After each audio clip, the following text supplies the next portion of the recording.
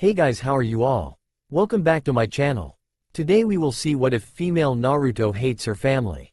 If you enjoy, then please like, share and do comments. The morning sun shone through a small crack in the curtains to shine directly on the peaceful face of a sleeping girl. Her eyelids fluttered and then squeezed more tightly closed against the bright light. She threw the blanket over her head and sighed contentedly into the soothing dark cocoon. Just as she was about to drift back into sleep, the alarm went off. The sound was blaringly loud in the early morning quiet of her apartment, and she jolted out of bed, heart pounding. The blanket twisted around her limbs and she crashed to the floor. Shit, she groaned, fighting with the constricting blanket that had come with her. Uzumaki Naruto blinked open brilliant blue eyes and yawned. She ran her fingers through sleep-mussed golden hair, scratching at her scalp with dull fingernails. The alarm continued blaring through the small apartment until Naruto leaned up to smack it with the palm of her hand. It creaked ominously, but held together. The silence was almost oppressive after the deafening alarm, and Naruto sat on the floor for a moment, wondering why she was awake. Then she remembered exactly why her alarm had been set and she scrambled to her feet.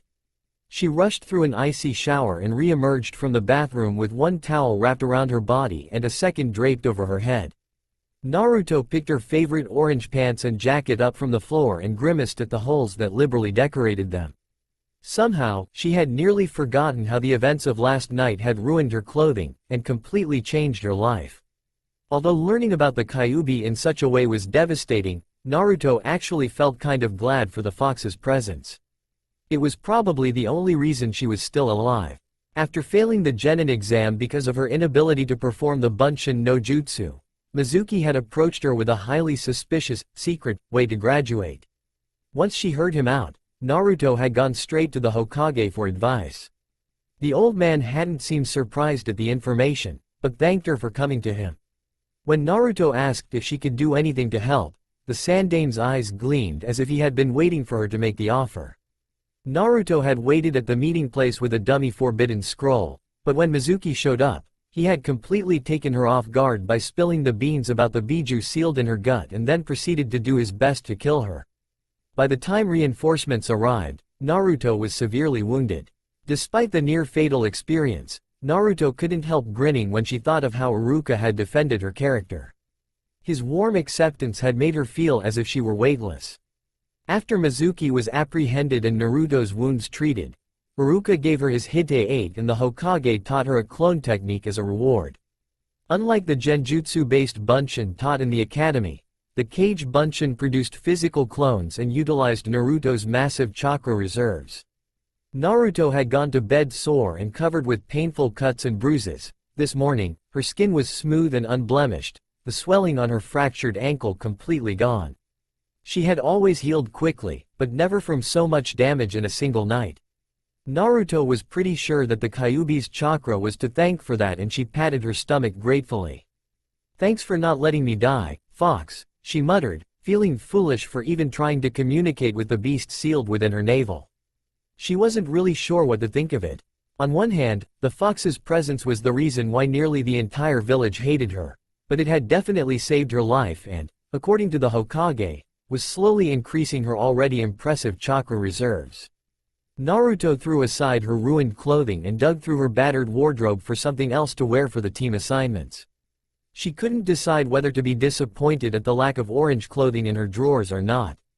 While orange was definitely one of her favorite colors, she really only wore that jumpsuit so frequently because it had been a gift. It also made her figure shapeless enough that most people mistook her for a boy, which Naruto thought was hilarious. She figured that if people were unobservant or dumb enough not to notice that she was female, then she wouldn't bother to correct them. It didn't really matter to her, and the misunderstanding enabled her to skip out on the boring kunoichi lessons, so Naruto had grown rather fond of the baggy jacket. But even she knew that wearing torn clothing stained with blood and dirt was a bad idea, and she dug through her wardrobe and pulled out a pair of dark gray pants that cinched just below the knee and a pale blue shirt with elbow-length sleeves and an orange spiral on the back. Naruto wrapped her chest snugly before pulling on a long-sleeve mesh armor top and the blue shirt over it. Although there wasn't much for her to bind, she had learned to use the thick material to protect her developing chest. She had found out the hard way that it hurt like hell to be kicked in the breasts, no matter how small they were. After she finished dressing, Naruto returned to the bathroom to hang up her sodden towels and brush her teeth. She didn't normally bother with her hair, as she felt there were better things to do than spend time making it look perfect when she was about to go work up a sweat, but today a small part of her wanted to make a good impression on her new teacher. Her hair really was too short to do much, so she just combed out the tangles and allowed her bangs to fall softly across her forehead. Naruto grinned at the overall effect.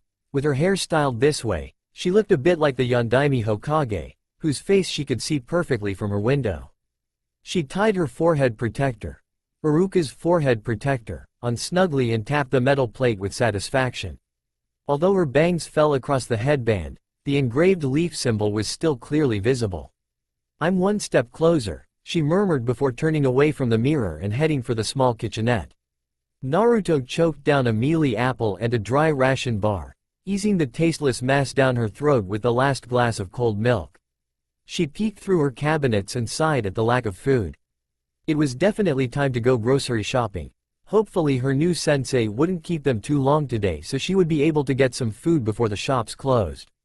After washing out her glass and setting it out to dry, Naruto strapped on her thigh and hip pouches. She double-checked that they were fully stocked before sliding her feet inside the sandals by the door and leaving the apartment, making sure to lock up behind her. Slipping the key inside a small hidden pocket in her thigh pouch, Naruto steeled herself for the unpleasant walk through the village. She would love to be able to jump across the roofs like the other shinobi. She had tried once, a few years ago, and nearly killed herself when she slipped off the tiles. Naruto knew now, of course, that she probably wouldn't have died, but it was still painful enough that she hadn't tried again. Instead, she would have to walk through town where everyone pretended that she didn't exist until her back was turned, when the glares and hostile mutters began. She made a mental note to ask her new sensei first thing about the trick to sticking to the roofs. By the time Naruto reached the academy, she was tense and a little depressed. Even though she should have been used to it and now knew the reason for their behavior, she still felt ostracized and achingly lonely. Aside from a small handful, there were very few people in the village that even acknowledged her existence. She had a few buddies in her class, but they never seemed to want to hang out when school was over. Everyone else was either rude, demeaning, or even worse, pretended that she didn't exist. Naruto had carefully cultivated a cheerful and slightly idiotic reputation as a way to protect herself from the hateful jabs of her classmates and avoid suspicion from the adults, who were often afraid and angry when she seemed too competent. She certainly wasn't stupid and always did her best on her schoolwork. The Hokage had told her that she should have graduated even without properly creating two bunshin. Mizuki had been in charge of the taijutsu and weapons portion, however, and had falsified her scores to make Iruka think that she needed the bunshin to pass. The window to her usual classroom was open and, needing to burn a little energy before sitting at a desk, Naruto scaled the side of the building instead of going through the main entrance. She jumped through the window and stifled a yelp as she landed directly on Uchiha Sasuke, who had unfortunately chosen the window seat this morning. They crashed to the floor in a tangle of limbs and the loud clatter of upturned chairs. Sasuke's elbow caught her hard in the diaphragm on the way down and Naruto struggled to breathe. When she finally managed to suck in much-needed air, she realized that someone was talking to her. She coughed and looked up into a pair of annoyed black eyes. "Will you get off me?" Sasuke repeated, sounding extremely irritated. Naruto's skin crawled as she registered their entangled legs and the way their torsos were pressed tighter. In a slight panic, she struggled wildly to free herself, only managing to get them both caught in the legs of Sasuke's upturned chair. She barely noticed Sasuke's furious exclamation as she narrowly missed kneeing him in the groin. Instead of freeing herself, Naruto only managed to attract the attention of the two girls who just entered the classroom. Yamanaka Ino and Haruno Sakura shrieked simultaneously at the sight of their idol entangled with the village pariah and joined the fray, clawing at Naruto and yanking at her limbs to get her away from Sasuke. Naruto began to hyperventilate, her bright blue eyes opened unnaturally wide as she tried to fight off the two girls and get away from Sasuke, who was nearly vibrating with rage. She wasn't used to people touching her outside of the few glancing blows she received in taijutsu practice. Even the Hokage rarely did more than a gentle pat on her head. Naruto couldn't remember ever having received a kindly touch from anyone else in her entire life. Hey, break it up, you four. Iruka's voice cut through the two furious girls' screeching protestations and he expertly separated them in an instant. As soon as she was free, Naruto fled to the middle of the aisle to get away, wide-eyed and breathing too quickly. She rubbed her arms, resisting the urge to use her nails to scrape at her skin. Iruka scolded Ino and Sakura, instructing them to sit on the other side of the room, and helped Sasuke to his feet. He turned a concerned look on Naruto and reached out to place a steadying hand on her shoulder, but she jerked away from the contact. "I'm okay, Iruka-sensei," she said a little too quickly, clenching her fists and trying to bring her racing heartbeat under control. Iruka sighed, his soft brown eyes sad and filled with understanding. "I'm sorry, Naruto. Won't you take your seat?" He moved out of the row and gestured toward the empty seat at the end. Both Ino and Sakura started to protest loudly, but were silenced instantly by Iruka's scathing glance. Naruto edged around him and sat heavily in the chair. She could feel Sasuke's curious gaze burning into the side of her face, but she stoically ignored it and focused on taking deep, calming breaths. When she felt a warm flush creeping up her neck, Naruto buried her face in her arms on the desk.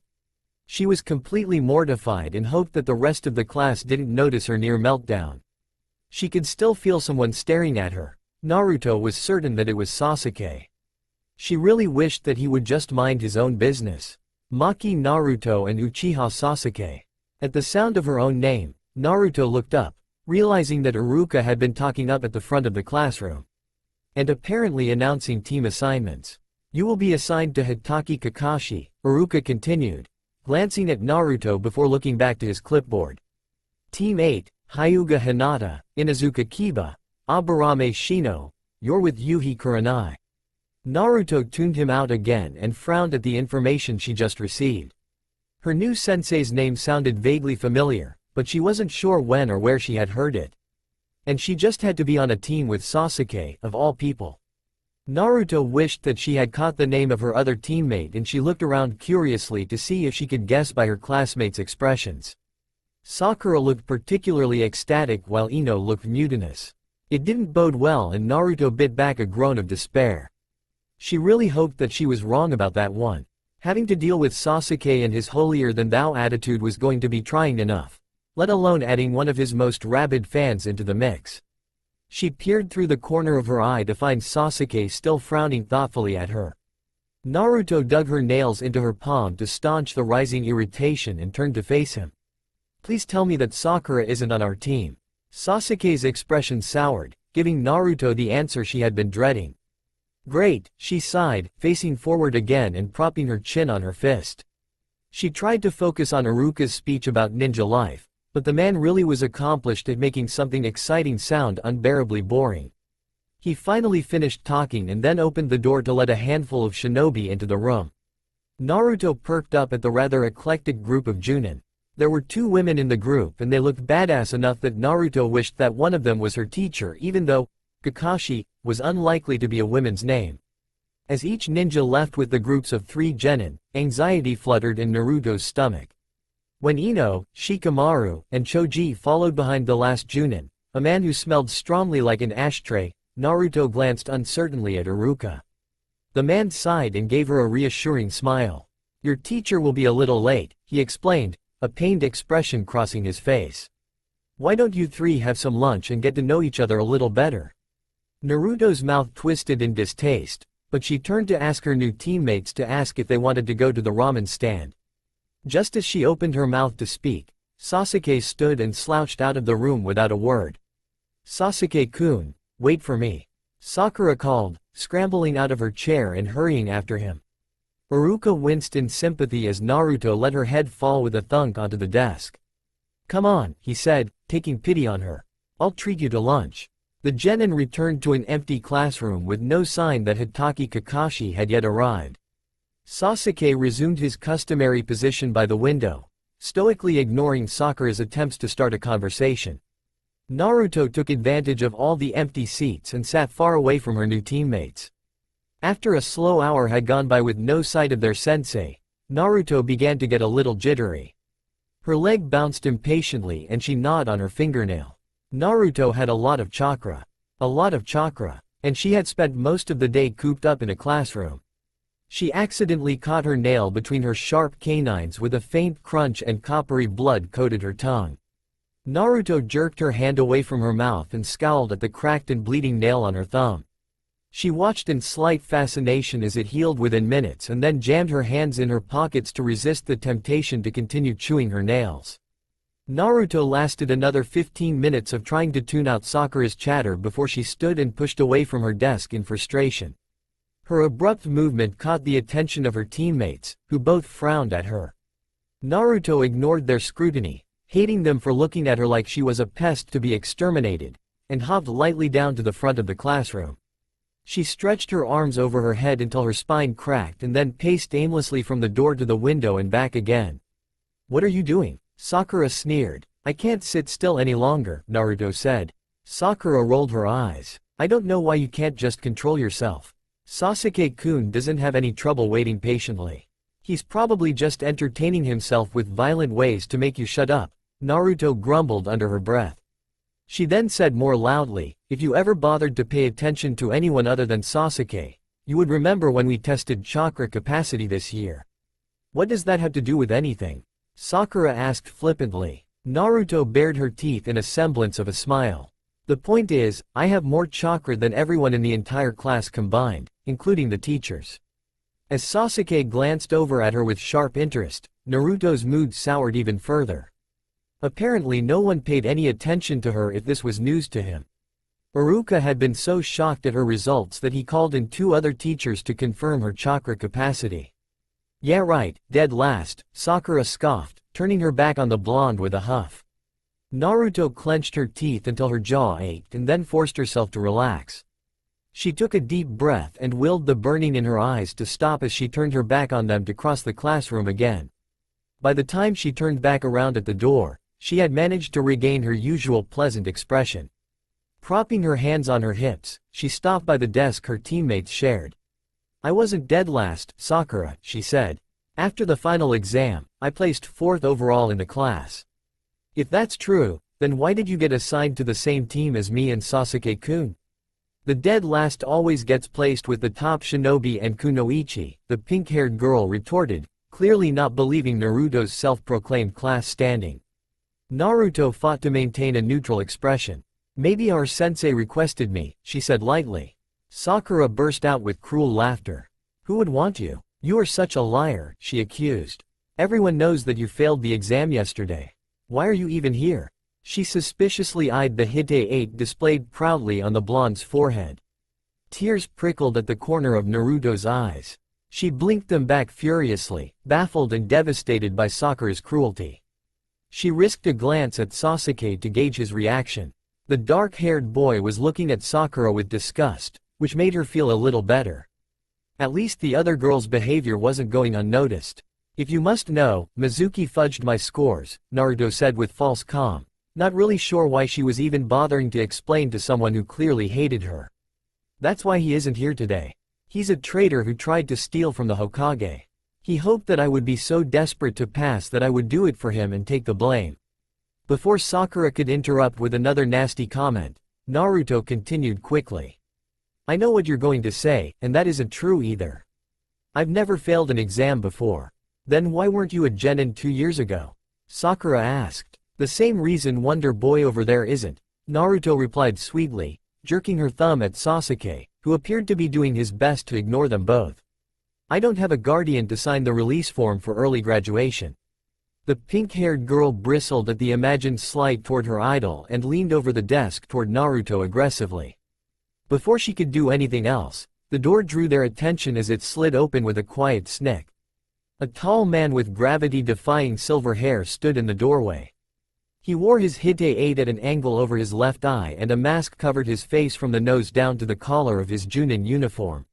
He stared at them impassively.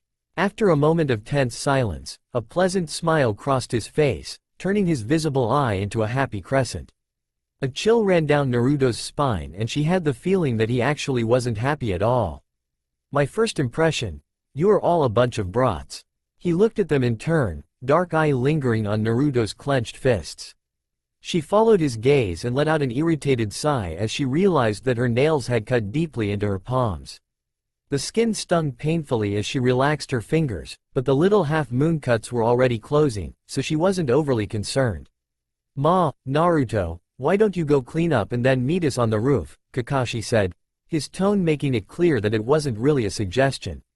Naruto stilled, halfway to wiping her hands on her pants, and reassessed the amount of blood that coated her palms. Yeah, I guess I should. She edged past the Junin, glancing over her shoulder at her teammates, and headed down the hall toward the bathroom. Opening the door with her elbow, Naruto slipped inside and headed straight for the sinks. She scrubbed the blood from her hands and under her nails before splashing cold water on her face. Naruto leaned on the sink and looked at herself in the mirror. Her reflection stared back warily. Just ignore her, she said to the pale face staring back at her. It isn't like you haven't heard worse walking through town. But it felt worse than the vitriol from the strangers in the village. Sakura was someone whom she had known since they first entered the academy. Despite that, the other girl had never shown any interest in getting to know Naruto. Sakura had always been rude, but never so deliberately cruel. Naruto took a deep, steadying breath to ease the pain from her expression. She slipped her forehead protector down around her neck and patted her face dry with a handful of paper towels. After tossing the damp wad into the trash can, she pulled her headband back into place and tapped the metal plate with a wry smile. I won't give up that easily, she said, determined not to let Sakura's jabs get to her. Surely if she didn't rise to the bait, the other girl would stop picking at her eventually. After she joined the others on the rooftop, it was apparent that Kakashi had said something to her teammates. Sakura was downcast and shamefaced and didn't even look at Naruto as she took the open space between them. Sasuke was as inscrutably surly as usual and Kakashi was, beaming at her. Now that we are all here, let's get to know each other a little bit. Why don't you introduce yourselves and share your likes, dislikes, dreams for the future? That sort of thing, he said, clearly waiting for someone to volunteer. Naruto looked at her teammates, and seeing that they certainly weren't going to go first, sighed and broke the silence. I'm Uzumaki Naruto. I like ramen, plants, and the people I care about. I don't like being touched or when people judge me based on rumors and, she paused, looking for the right word to describe the senseless hate of the villagers, ignorance. My dream is to be Hokage and for people to acknowledge me. Thank you Naruto, Kakashi said with an eye smile. Unlike in the classroom, this smile seemed genuine and she gave a small smile in return. The Junin indicated Sasuke. Next, the Uchiha grunted and dropped his hands away from his chin. Uchiha Sasuke. I don't like much and I dislike a lot of things. I don't have so much a dream as a goal. That is to kill a certain man. Naruto frowned at him, wondering if his goal had anything to do with the mysterious massacre of his clan. She had always thought that the culprit was unknown. Maybe Sasuke didn't know either and that was why he hadn't named any names. Interesting, Kakashi intoned blandly. But Naruto thought he looked a little concerned and definitely disapproving. And you? He gestured at Sakura. The pink-haired girl fidgeted. My name is Haruto Sakura. I like flowers and, she glanced at Sasuke with a blush, the thought of her crush reviving her spirits somewhat. I don't like Inobuda. My dream, she looked at the dark-haired boy again and giggled. What about you, sensei? Naruto asked curiously, inwardly shuddering at Sakura's embarrassing display. Girls like her and the rest of the Sasuke fan club gave Kunoichi a bad name and were part of the reason why Naruto had never felt the urge to correct anyone at school when they assumed incorrectly about her gender. Kakashi smiled again. Well, I'll tell you depending on what happens tomorrow. The first thing you three should know is that you aren't really genin yet.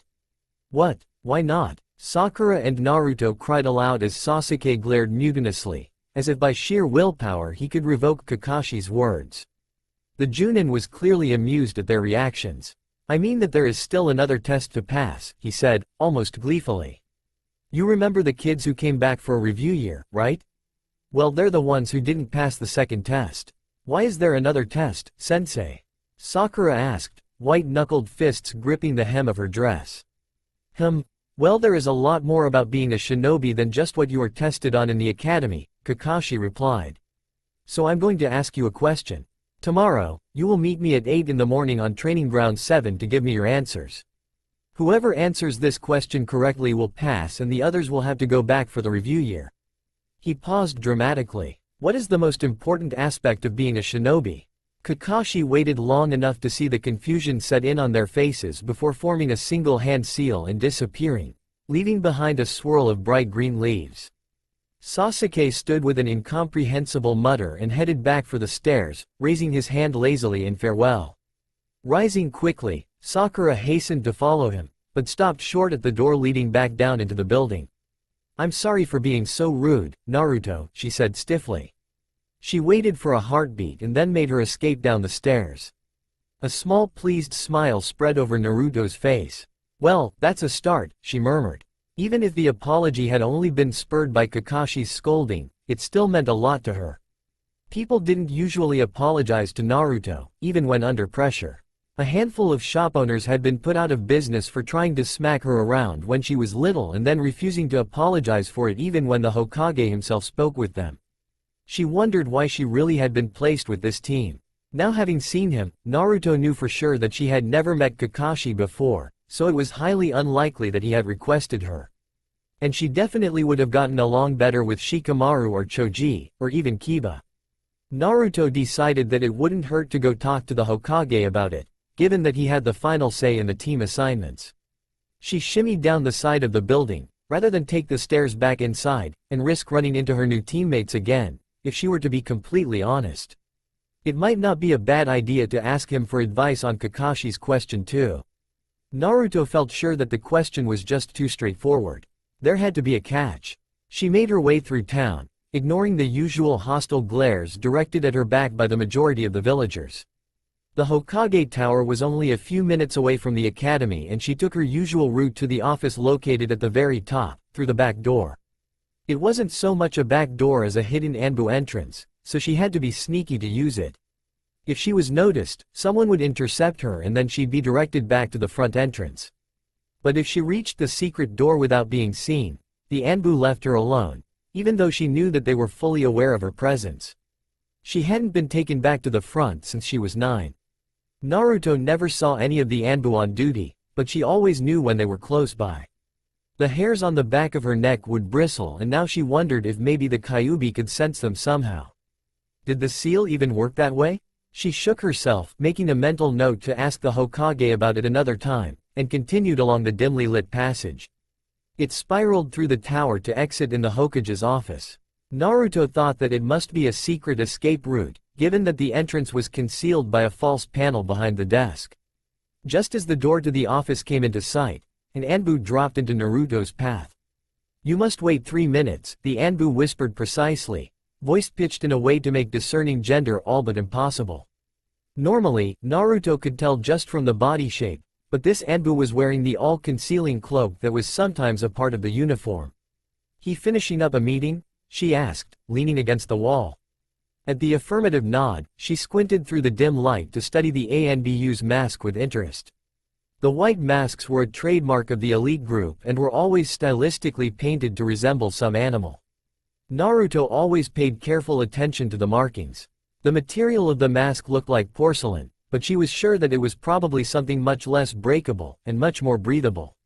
This mask looked like some kind of rodent and was unfamiliar to her. Rat or mouse? She questioned with a grin. The Anbu always tried to remain silent around her, so she made it a personal goal to make them speak. The shinobi tilted their head as if to say that they knew exactly what Naruto was doing and that it wouldn't work. Instead of replying verbally, the Anbu held up 2 gloved fingers. Mouse, then, Naruto confirmed. Nice to meet you. Can I go in now? The Anbu was still for a moment before turning to swing open the door and stepping aside to allow Naruto to pass.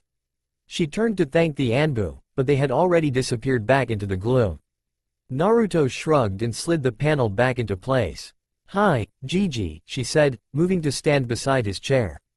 When the old man swiveled to face her, she clutched at his hand with both of her own. Hello, Naruto, Sarutobi chuckled, squeezing her fingers and patting the top of her head with his free hand. What can I do for you today? Naruto pulled back and leaned on the desk. Well, I actually have 2 questions for you, she said, scratching at her cheek. Why did I get put on a team with Sasuke and Sakura? The Hokage reclined in his chair and took a long draw on his pipe. There are several answers to that question, Naruto. Most importantly, Kakashi requested you to be on his team. The council wished for Sasuke to work with Kakashi, and Sakura was chosen to fill the gap because her strengths complement the pair of you. I also believed that you three would be helpful to one another. Naruto gaped at him. Sensei really asked for me? But why? I've never even met him before. Sarutobi smiled warmly. I think that is something that you should ask him yourself. You should have more faith in yourself, Naruto, he said, laying a hand on her shoulder. Several of the Junin expressed an interest in you this year. You aren't just saying that to be nice, are you? Naruto asked, peering at the old man suspiciously. She couldn't stand for most people to touch her, but the Hokage was different. He had always been gentle and kind, never raising a hand toward her in anger. However, she was still feeling a little on edge after tangling with her classmates, and she only tolerated the contact for a moment before shifting impatiently. The Sandaime laughed and patted her shoulder before withdrawing his hand. I meant it. Some people look at you and see only a promising shinobi. Now, what was your second question? Naruto willed the blush to leave her cheeks, mentally thanking the Hokage for changing the subject. Compliments like that were few and far between, and she had no clue how to react when she actually received one. Kakashi-sensei asked us a question to think about for tomorrow, and I'm pretty sure it's a trick. I mean, like it is a lot more complicated than it seems. That does sound like something he would do, Sarutobi agreed, puffing on his pipe. Why don't you tell me what he said and talk through the answer for me?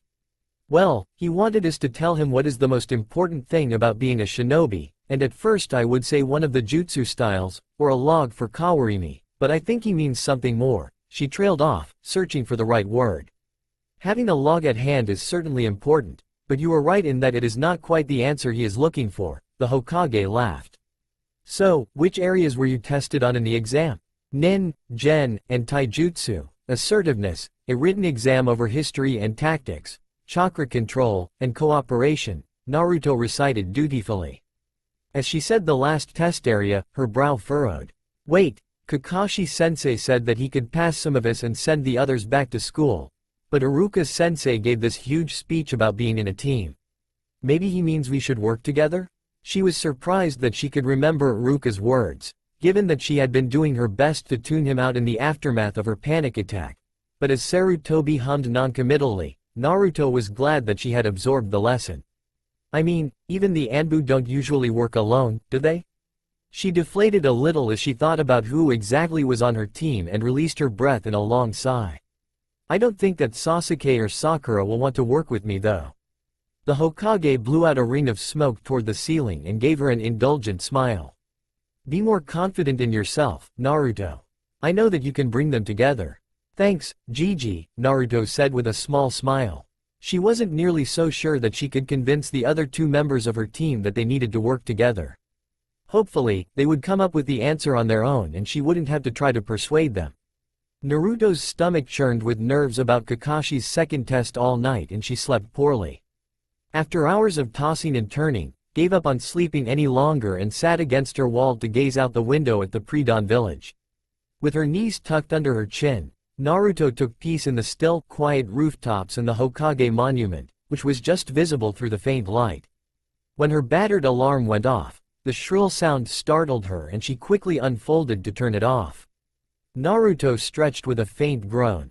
Her eyes felt puffy and a faint headache throbbed in the back of her head. Although Naruto healed from physical wounds with a speed that bordered on ridiculous and was rarely ill, for some reason, headaches seemed to slip through her natural resilience. She didn't get them frequently, which made it all the more distracting. Still, she did her best to ignore the sharp throbbing at the base of her skull and behind her eyes, knowing it would abate sooner or later. With one last crack of her back, Naruto got out of bed and shuffled into the small kitchenette. She had stopped by a neutral grocer on the way home yesterday, so her cabinets were full of options. Judging from Iruka's resigned certainty about Kakashi's tardiness, Naruto felt sure that her sensei would be atrociously late again, so she decided on a hearty grain cereal and a large ripe plum to keep her full. After a quick shower, Naruto peered into her wardrobe critically. Her favorite orange outfit was still in tatters, which was depressing for more reasons than one, given that she really could have used the emotional comfort it provided. She wasn't really sure how to mend it to be wearable again. Naruto was fairly competent with a needle and thread, and she was no stranger to repairing small tears, but the orange jacket seemed to have more holes than fabric. Her wardrobe contained a decent amount of casual clothing, but none of her t-shirts were made from shinobi fabrics, so they tore and stained easily. A canvas bag slumped over at the bottom of the wardrobe caught her attention and Naruto peered into it curiously. "I can't believe I forgot about this," she muttered. She dug through the bag and withdrew her graduation gift from the Hokage. The present had slipped her mind because of everything that had happened in the last couple days. Inside the bag was an outfit that the Hokage had claimed reminded him of what his old student wore. The top was dark orange, sleeveless, and hid her at mid-thigh. It had to be secured with a black sash and the wrapped style reminded her a little of the yukata provided at the baths. Naruto examined the fabric critically and was pleased to find the material extremely sturdy despite being so soft. It figured that the Hokage would give her something practical as well as beautiful. The top came with a pair of black cropped pants that hid a surprising number of pockets. Naruto slipped on the new clothes over her usual base layers and stepped into the bathroom to scrutinize the outfit. Her view was limited due to the small size of the mirror, but Naruto had long discovered that by standing on a stool in the shower, she could see her lower half. The outfit was flattering and functional and she really appreciated the orange. Naruto hopped off the stool and kicked it out of the way before heading back to the kitchen. After washing her dishes, she looked at her clock and sighed. It was still too early, but she supposed it wouldn't hurt to get a little warm-up in before everyone else showed up. She affixed her pouches, tied on her headband, and stepped into her sandals before heading out to the meeting place. The training ground was quiet and peaceful when she arrived. It was equipped with fairly standard training materials: a small stream for water jutsu, 3 upright logs for kunai or taijutsu practice, and of course, plenty of trees. Naruto pursed her lips as she mentally judged the size of the open clearing at the center of Training Ground 7. She always liked to start her warm-up with a bit of running to loosen up her muscles, but the field was small enough that it would probably take about 500 laps before she even started to sweat. Her immense chakra capacity ensured that she also had an absurd amount of stamina. Since she had just trekked across the village to get to the training fields, Naruto decided to have a light spar instead. She brought her fingers together into a cross-shaped seal and created a single shadow clone. It took a surprising amount of concentration to create only one, rather than the hundreds that she had produced so easily a couple nights ago. "Okay, I'm going to do defense only for now so I don't pop you too quickly," she said to the clone, squashing a twinge of embarrassment for literally talking to herself. "How do you want to call it, boss?" the clone asked as it dropped into an aggressive taijutsu stance. Naruto lowered into a defensive crouch and hummed thoughtfully. "Let's start at 5. Critical hits only. Glancing blows don't count." The moment she finished speaking, the clone launched its attack. Naruto rolled her eyes at her own impatience and blocked several quick punches. She catching a fist aimed at her face and used the momentum to throw the clone over her shoulder. Naruto skipped away as the clone rebounded off a training log and flew back at her. She resisted the urge to throw a jab at its exposed side, instead making a mental note of the hole in her form. The clone kicked high at Naruto's head and snuck a hard blow to her torso when she reached up to block. "That's one," it said smugly, leaping back to create some space. "Yeah, and it'll be the only one," Naruto retorted, rubbing irritably at her ribs. As she fell back into a defensive stance, something moved at the edge of her peripheral vision, disrupting her attention long enough for the clone to land a palm strike to her face. There was a terrible crunching sound and blood gushed from Naruto's nose. She swore and lifted a hand to assess the damage. Her nose was definitely broken. It throbbed painfully in time with the headache that still lingered behind her eyes. She glared at the clone, pupils dilated in fury.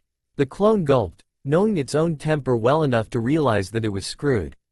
It seriously considered dispelling, but knew that unless Naruto got out the aggression, she would be in a black mood for the rest of the day.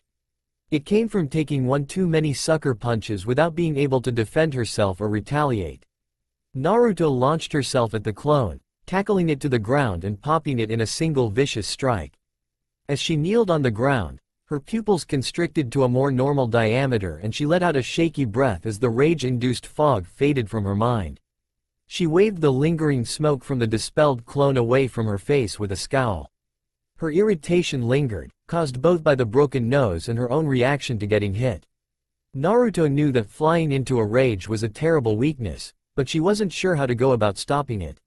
She straightened and used her forearm to wipe her face. Blood continued to flow steadily from her nose and she grimaced at the amount that dripped down the front of her new shirt.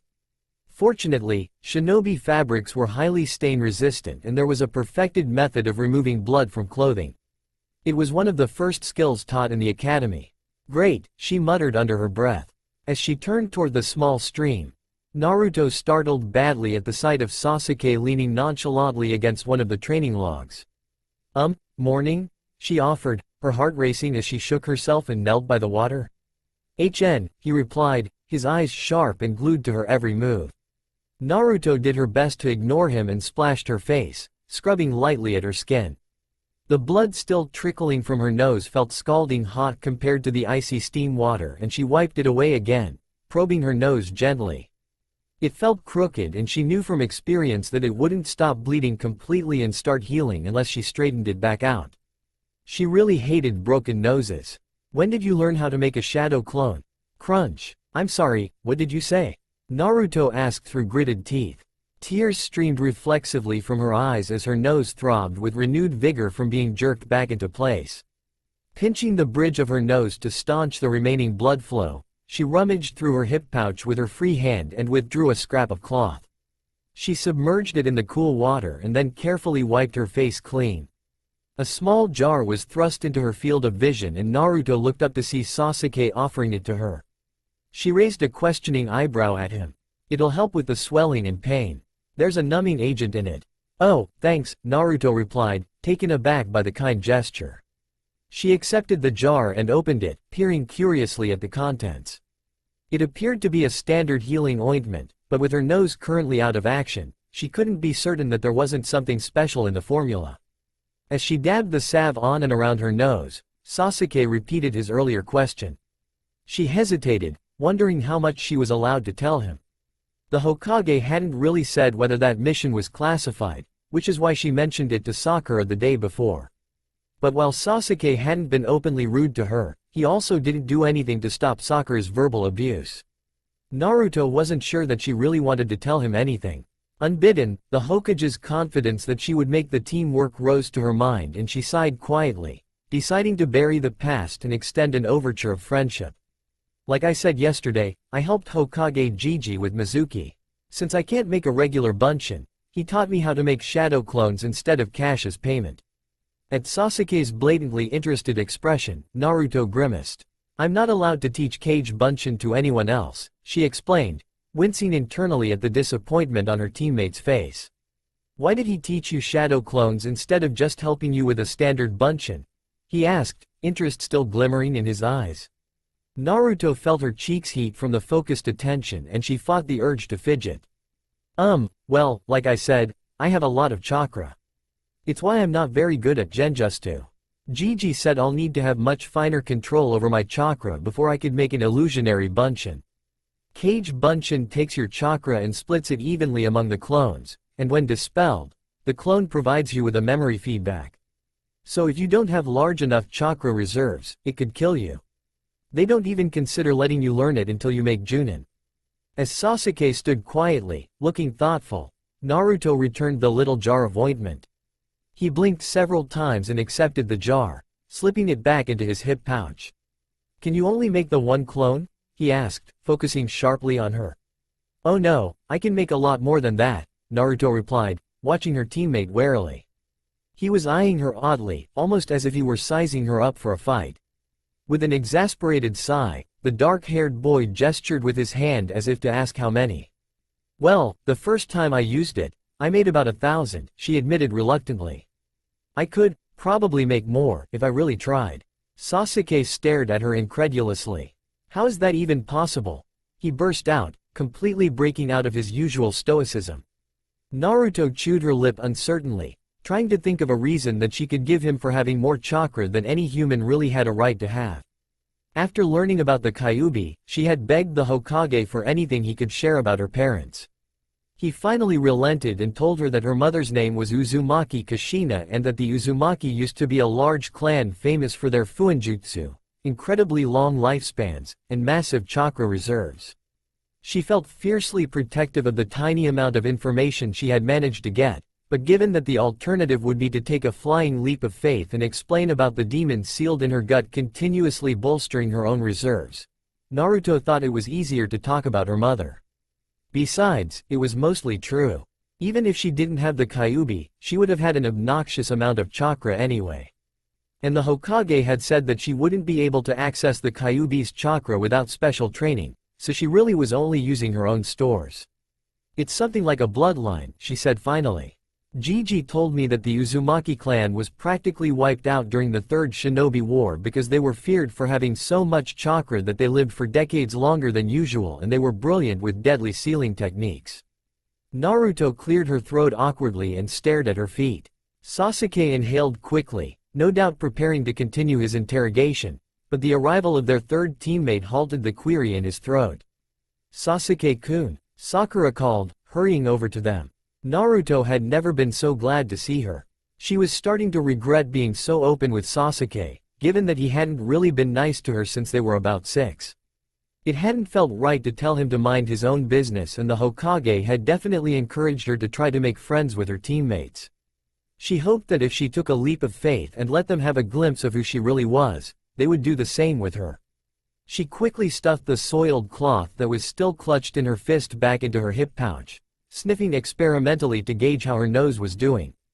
It didn't really hurt very much anymore, even though she could tell that it still wasn't healed yet. She made a mental note to ask Sasuke where he got that medicine when she had the chance. Naruto didn't want to bring it up in front of Sakura mostly because she didn't feel like rehashing the entire event. "Morning Sakura," she offered with a faint smile. The pink-haired girl turned reluctantly away from her crush and gave Naruto a semblance of a smile. It didn't seem genuine, but Kakashi's scolding from yesterday still seemed to be affecting her. "Hi," Sakura replied, green eyes lingering on the blood dotting the front of Naruto's shirt. Her brow furrowed and for a moment, Naruto thought she would ask about the dark stains. Instead, Sakura shook herself lightly and turned back to Sasuke. Naruto sighed. It seemed that was as good as she was going to get for now, but it was definitely a start. And it was a huge improvement over Sakura's behavior in the classroom yesterday. She meandered over to one of the training logs and hopped up to sit on top of it. Humming quietly under her breath, she wondered if she should broach the subject of Kakashi's question with her team. It felt like the right thing to do, given that she was fairly certain that the answer was teamwork, but Sakura was blatantly projecting a "don't talk to me" aura and Sasuke had already retreated into his stoic bubble. The choice was taken away from her, however, with Kakashi's arrival. The Junin was accompanied by a generous puff of smoke. Naruto pulled a small field watch out of her pouch and gaped at it. Both Iruka and the Hokage and given her the impression that Kakashi was known for being chronically late to everything that wasn't a legitimate emergency, and according to her watch, he was 5 minutes early. He glanced at her and Naruto remembered with a slight jolt that he had specifically requested her to be on his team. She still didn't think she had ever met him before, even if his chakra did feel familiar, but she couldn't help wonder if maybe he was here on time because of her. "Good morning," Kakashi greeted with a smile, eyeing all 3 genin equally now. "I trust you have all given my question consideration?" "Yes, sensei," Naruto replied as Sakura and Sasuke both nodded. "Excellent. Here's what I would like you to do," the Junin said. He flicked 2 small bells that were tied to his belt. "Using your answer, you will try to take these bells away from me. You will have until noon to get a bell," Kakashi explained, withdrawing a small alarm from his hip pouch. "When this alarm goes off, whoever has managed to get a bell will pass. If you can't get one, you'll have to go back to the academy." Now Naruto was sure that teamwork was the right answer here. There was just no way that a fresh out-of-school genin could get anything from a Junin alone. She glanced at her teammates and suppressed a pang of disappointment. Sasuke's eyes were focused single-mindedly on the bells at Kakashi's hip and Sakura was downcast, twiddling her fingers. Getting them to work together may be even harder than she initially thought. The genin waited in tense silence as Kakashi approached the training logs, where they were crowded on one end, to place the clock on top of the log in the middle.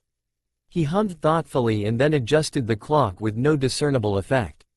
Naruto startled as the Junin abruptly vanished and reappeared in the middle of the clearing, back facing the steam. Begin! As soon as Kakashi finished speaking, both Sakura and Sasuke leapt into the trees. Naruto deliberated anxiously. Her teammates had gone in opposite directions and she wasn't sure who would be more approachable. While she had managed to establish somewhat of a rapport with Sasuke, he was so stubborn about doing everything by himself that she wasn't sure the tentative connection would be enough. Sakura had made it abundantly clear that she only tolerated Naruto's presence, no doubt a lingering effect of whatever their sensei had said to her. But the pink-haired girl was more likely to listen to logic and she definitely wasn't as confident as Sasuke about her skills. Sakura could potentially be more open to working together. Keeping a wary eye on her smiling sensei until she was in cover, Naruto crept into the trees to search for her teammate. Once she was marginally safer in the dense cover of foliage, she extended her senses in preparation for seeking out the pink-haired girl's chakra. However, before Naruto could even start looking, Sakura's perfume flooded her senses. She pinched her nose to hold of a sneeze and then snorted softly to clear the strong scent from her nostrils. How had she not noticed this perfume before? It was cloyingly sweet and now Naruto could actually taste it, having tried to avoid the smell by breathing through her nose. She moved silently through the brush, trying simultaneously to follow the perfume and not inhale too deeply and risk choking. Had Sakura bathed in it? Naruto made a mental note to tactfully ask the other girl to take it easy with the scent. An enemy nin would be able to find her from a mile away. Finally, as the perfume intensified, Naruto spotted Pink and crept up behind her teammate. Sakura, she breathed, hoping that the kunoichi didn't scream in surprise. To her credit, Sakura made no sound beyond a soft gasp, but she did startle violently and shoot a reflexive elbow toward the Naruto's head. "Stop, stop," she hissed, "it's just me." She deflected the strike and held onto the other girl's arm to prevent any further attacks. "Naruto, you idiot, what are you doing?" Sakura shot back in an angry whisper, jerking her arm out of the blonde's grip. "We need to work together to get the bells," Naruto said softly. She ruthlessly suppressed the pang of hurt from the faintly disgusted expression on the pink-haired girl's face. Before Sakura could argue, Naruto quickly shared the hints she had gotten from the Hokage and why she thought they should work as a team. "Besides, can't you feel his chakra?" she asked, grimacing. "There's no way we could get a bell from Sensei on our own." "That does make sense, I guess," Sakura agreed. She looked extremely reluctant and it didn't take long for her concern to turn to the object of her affection. "But what about Sasuke-kun?" Naruto sighed and pinched the bridge of her nose. "That's not going to be easy. He isn't going to want to work with us, but we've got to convince him. I don't even think getting the bell is all that important. I bet he just wants to see us working together." The pink-haired kunoichi hummed thoughtfully. "Maybe when Sasuke-kun tries for a bell, we can just jump in and support him without involving him in the planning process at all." "That's not a bad idea," Naruto said. She wouldn't have thought Sakura could be so practical about the Uchiha. "He won't even have the chance to turn us away. Let's keep a close eye on him so we know when to help." The two girls crept back up to the edge of the clearing and peered through the gaps in the leaves at Kakashi, who was still standing in the center with bored posture. While they waited for Sasuke to make his move, Naruto gathered her courage.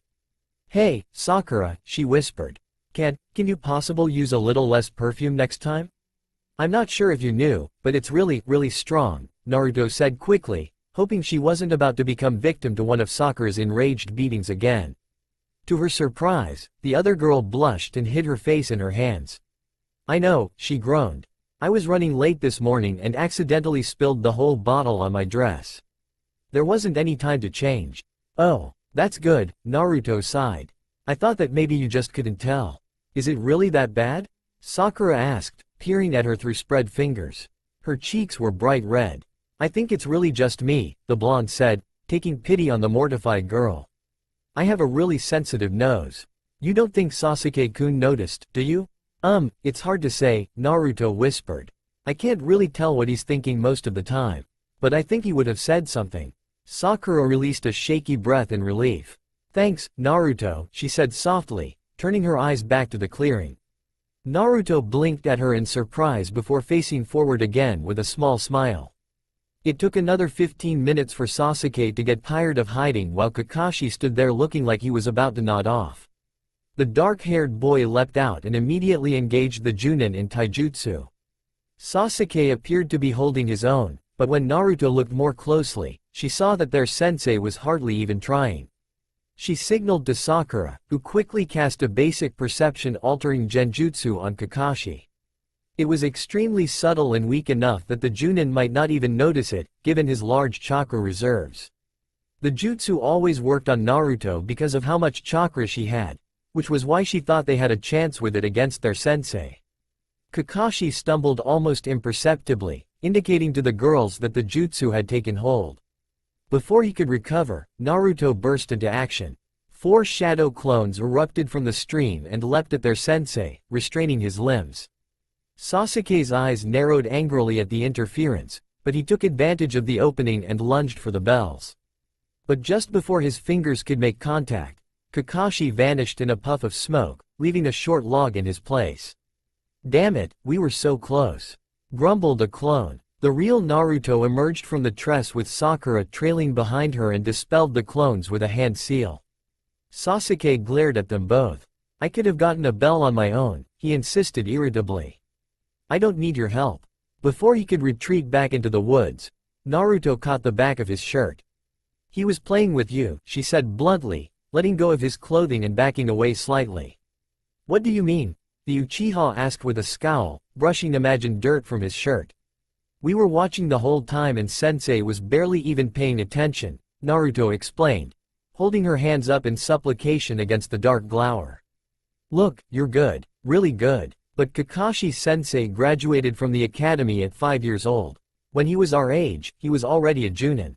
Hokage Gigi told me that he's one of the strongest ninja in the entire village. Sensei could wipe the floor with all 3 of us in his sleep. Sasuke's scowl deepened at the insinuation that he wasn't good enough. "Then what do you suggest?" he asked begrudgingly. "We almost got him and that was without including you in the planning," Naruto replied. She could hardly believe that he was sticking around and actually listening to her. "If we work together to come up with something better," Sakura chimed in, "I think we can get the bells." The Uchiha crossed his arms across his chest stubbornly. "Even if we do team up, one of us is still getting sent back to the academy," he pointed out. Unease suddenly crept along Naruto's spine and she looked around nervously. "Let's get into cover," she suggested quietly. "We're sitting ducks out here." The 3 hopeful genin retreated back to the trees, where Naruto repeated her suspicion that the bells themselves didn't really matter as much as working together as a team. Sasuke reluctantly admitted that her theory made sense and agreed to try it their way once. "If this doesn't work though, I'm going alone again," he warned. Naruto nodded, knowing that this was probably the best she was going to get out of him. "The one time is all we need," she said more confidently than she felt. "Okay. Does anyone have any explosive tags?" It took nearly all of their remaining time to track Kakashi down, and when they finally found him lounging near the KIA memorial, there were barely 15 minutes left on the clock. He was nose-deep in the same little orange book that he had been reading earlier, but he glanced up when a herd of genin came charging from the forest. Dozens of Naruto, Sakura, and Sasuke clones massed together and swarmed toward the Junin. Kakashi slipped his book into his hip pouch and defended himself, sending several clones flying away to pop in midair. He thrust a palm strike at Asakura's face, but his hand went straight through her head, throwing off his balance and allowing a shadow clone of Naruto to land a solid hit to his ribs. The bells tinkled quietly. The Junin recovered ridiculously quickly and he leapt back for a little time to assess the situation. He threw a handful of shuriken at the crowd, popping several shadow clones and passing through the illusionary bunchen. From within the mass, a huge fireball erupted, destroying the clones in front of it and forcing Kakashi to use a quick water jutsu to defend himself. A dozen kunai burst through the resulting steam, all of which the Junin either dodged or deflected with his own weapon. The alarm sounded shrilly, the remaining shadow clones popped and the bunchen faded away. The 3 genin emerged from the tree line, proud grins on Naruto and Sakura's faces and a slight smile upturning the corner of Sasuke's mouth. Kakashi's eye narrowed at their expressions and looked down at his hip to see two frayed strings. Sakura and Sasuke each brandished a bell smugly. Very good, Kakashi praised, brushing a bit of soot from his flak jacket. But what about you, Naruto? The blonde glanced at her teammates, hoping that they would stick to the rest of the plan now that they each had a bell in their hands. Sakura looked down at her bell uncertainly. Just as Naruto's heart was beginning to sink, Sasuke scoffed and tossed his bell at her. Naruto caught it and grinned gratefully at him, the tears that had been prickling her eyes fading away. Is that your answer then? Kakashi asked, stuffing his hands in his pockets. At the genin's nods, he smiled widely, visible eye crinkling happily. Congratulations, you all pass. Sakura whooped and leapt excitedly into the air while Sasuke smirked, assuming a cocky posture. Naruto felt a wide grin stretch across her face as happiness overwhelmed her. She could hardly believe that she was finally a genin. The Junin turned and patted the top of the memorial rock fondly. This is the monument for all the Konoha shinobi that gave their lives for this village. My entire team is on this rock. Each of them and every other person on here all died to save the lives of their friends, teammates, and everyone else in the village. Kakashi's nostalgic smile faded to a serious expression. Teamwork is the most important aspect of being a shinobi. There will always be someone out there who is stronger, smarter, and all around better than you, and the only way to overcome such adversity is by working with your team. Always remember that while those who break the rules are trash, those who turn their back on their team are worse than trash. He held out his hand expectantly and both Naruto and Sakura dropped the bells into his open palm. It is very important that you three get to know each other well. You need to be able to trust your team. And I guess that means I should introduce myself properly now, he said with a smile. My name is Hitaki Kakashi. I like to read and train. I don't like to write reports or be on time. You kids were lucky today, and my dream is to see you three accomplish your dreams. Before I let you go for today, I have one last question. Why did you choose to become a shinobi? Like yesterday, neither Sakura nor Sasuke seemed willing to volunteer first. Naruto chewed her lip, resigned that she would probably always be the first one to speak. She steeled herself to be completely honest, truly wanting to take Kakashi's words to heart. But while she could stand to share some personal information, Naruto decided to wait until they were a little friendlier before divulging her greatest secret. She hadn't forgotten how Sakura had decided not to give her the bell. Naruto cleared her throat nervously, drawing the eyes of her team toward her. At first, I didn't want to be a ninja, she admitted, twisting her hands together behind her back. People don't like me very much and I tried running away from the village a few times. Once, when I was about 5, I got all the way outside the wall. An Anbu caught me, of course, but this time he didn't just take me home. He took me to see the Hokage. She grinned and rubbed the back of her neck. I love Hokage Gigi. He's the one who made me want to be a ninja. I saw how the Anbu watched over him and decided that I wanted to do that too. And when I found a few more people who became precious to me, I wanted to take care of them too. I want to be Hokage, Naruto declared, finally raising her eyes to look at her teammates and sensei. I know why people don't like me now and I want to take care of them so they know that there's nothing to worry about, nothing to be afraid of. And this is the village where the people I love live, so I want to protect it. For them. You'll make an excellent Hokage someday with that attitude, Naruto, Kakashi said fondly, reaching out to gently ruffle her hair.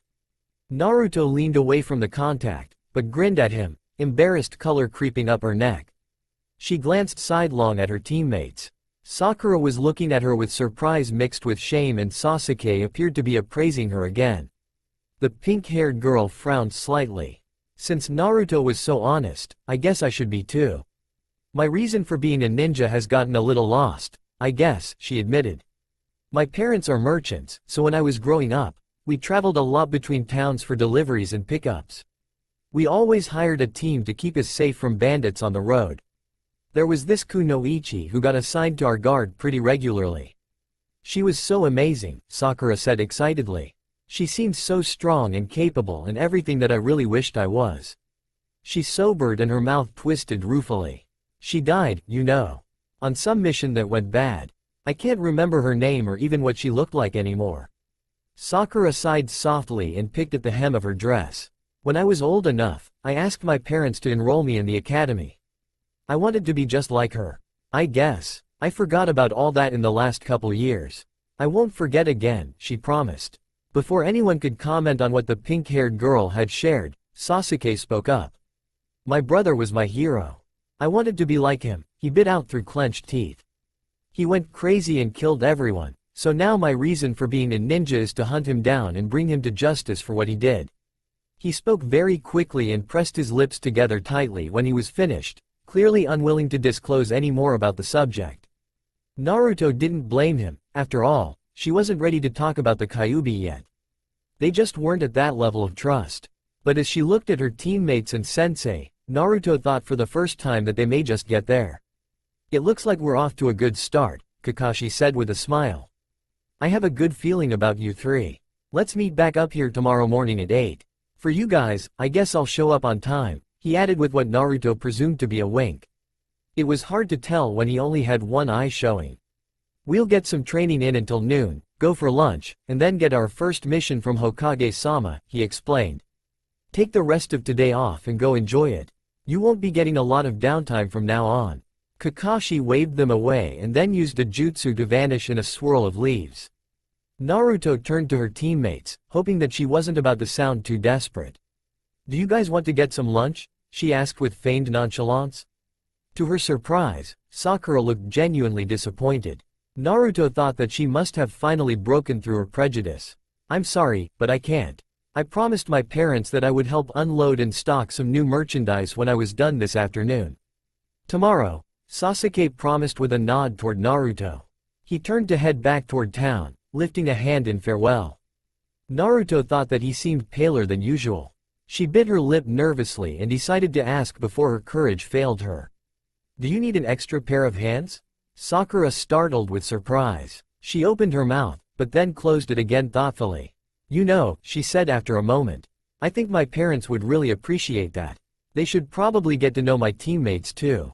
Her brow furrowed slightly and she hesitated again. Hey, Naruto, Sakura trailed off but then appeared to steel herself. I'm really sorry about not giving you the bell. I'm not trying to excuse my behavior or anything, but it's really hard to break bad habits. And I've been cruel to you for a long time.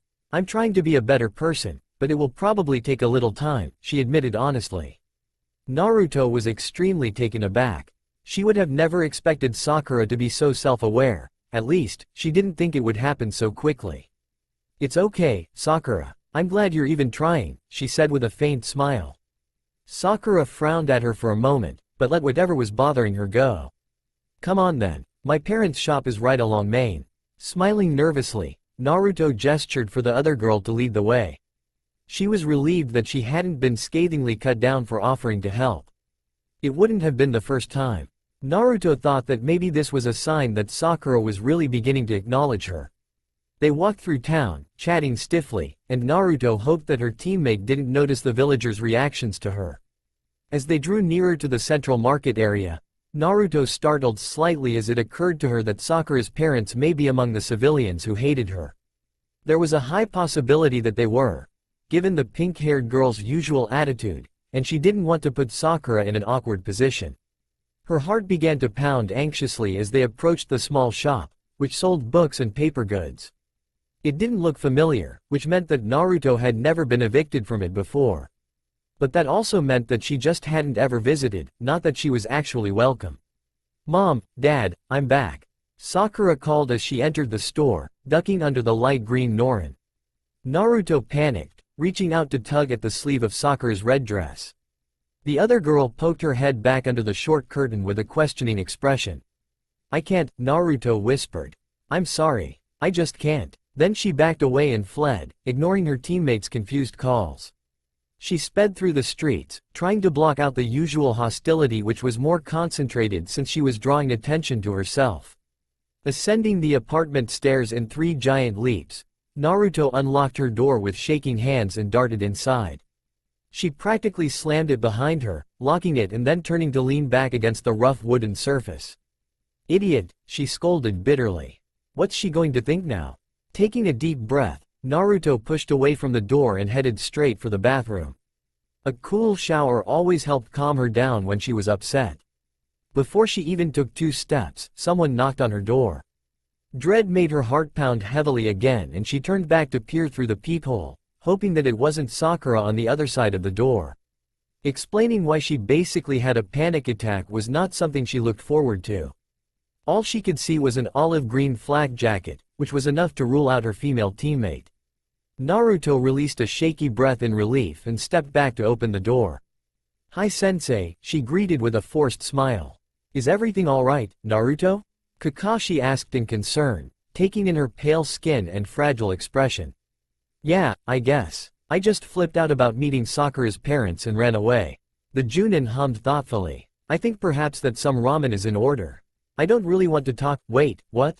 Naruto blinked in surprise. She had expected him to want to know why she panicked. "Would you like to go to Ichiraku's?" Kakashi asked pointedly. Naruto's smile transformed into something more genuine. "Yeah, that sounds good to me," she said, slipping outside and locking the door behind her. "So, why did you really come by?" Kakashi stuck his hands in his pockets and set a sedate pace toward Tuchi's ramen stand. "Well, Hokage-sama said you had a question for me."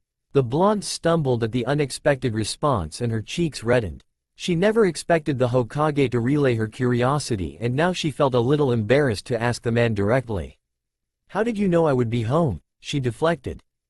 I just followed your chakra signature." "Oh." She walked beside her sensei in silence until they reached the ramen bar. After placing her order, she turned to face him and squashed her nerves.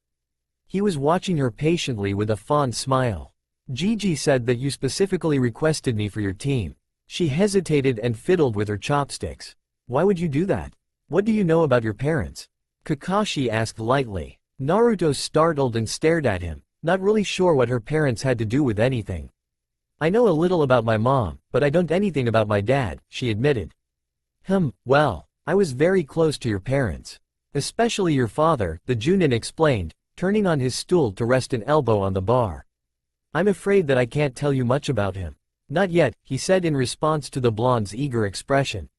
"I can tell you that he was a very talented shinobi and he loved your mother very much. He couldn't wait for you to be born." "What did they look like?" Naruto asked with a small smile. Kakashi frowned. "Hokage-sama didn't show you any pictures?" She shook her head negatively and watched as her sensei rummaged through his hip pouch and pulled out a worn book with a plain brown cover. He opened it and flipped through what looked like a stack of soft-edged photographs. When he found the one he was looking for, Kakashi handed it to Naruto. She accepted it with shaking hands. The photo was of a heavily pregnant woman. She had very long, brilliantly red hair and soft, gray-blue eyes. Naruto touched her mother's face with the tip of her finger, tracing the familiar shape. Kushina was beaming in the picture, hands resting on her large belly. "Her face looks like mine," Naruto muttered, pleased at the revelation. Kakashi hummed in agreement. "Your hair and eye color come from your father though. Sometimes you look just like him," he said wistfully. The conversation paused briefly as Tuchi served their lunch. After a few quick mouthfuls, Naruto tore her eyes away from the photo and turned back toward her sensei. "Do you have any others?" she asked, reluctantly handing the picture back to him. Kakashi exchanged the photograph for another, his eye crinkling in a smile. "This is the last of Kushina-san without your father in it," he explained, placing his chopsticks in his magically empty bowl. "I can make you a copy of them both, if you like." "Yes, please," Naruto replied eagerly. She pushed away her bowl and leaned over the photo. This time, her mother was dressed in a standard Junin uniform, long hair pulled back in a high ponytail. She was standing behind 3 genin, grinning broadly as she rested her hands on the 2 boys' heads. "Are any of her team still around?" she asked hopefully. "They were killed in a mission. Kushina-san retired after that." Kakashi shook his head. She was devastated. "Oh." Naruto felt both sad and disappointed. She searched her mother's team's happy faces, committing them all to memory, before giving the photo back to her sensei. "So you requested me because of my parents?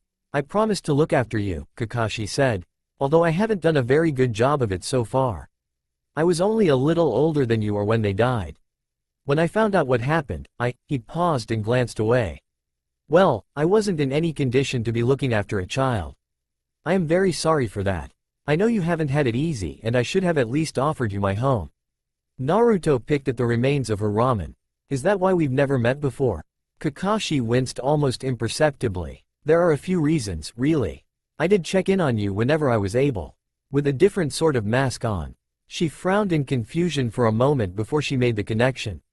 You were in Anbu, she exclaimed softly, leaning toward the Junin conspiratorially. Are you allowed to tell me which mask you wore?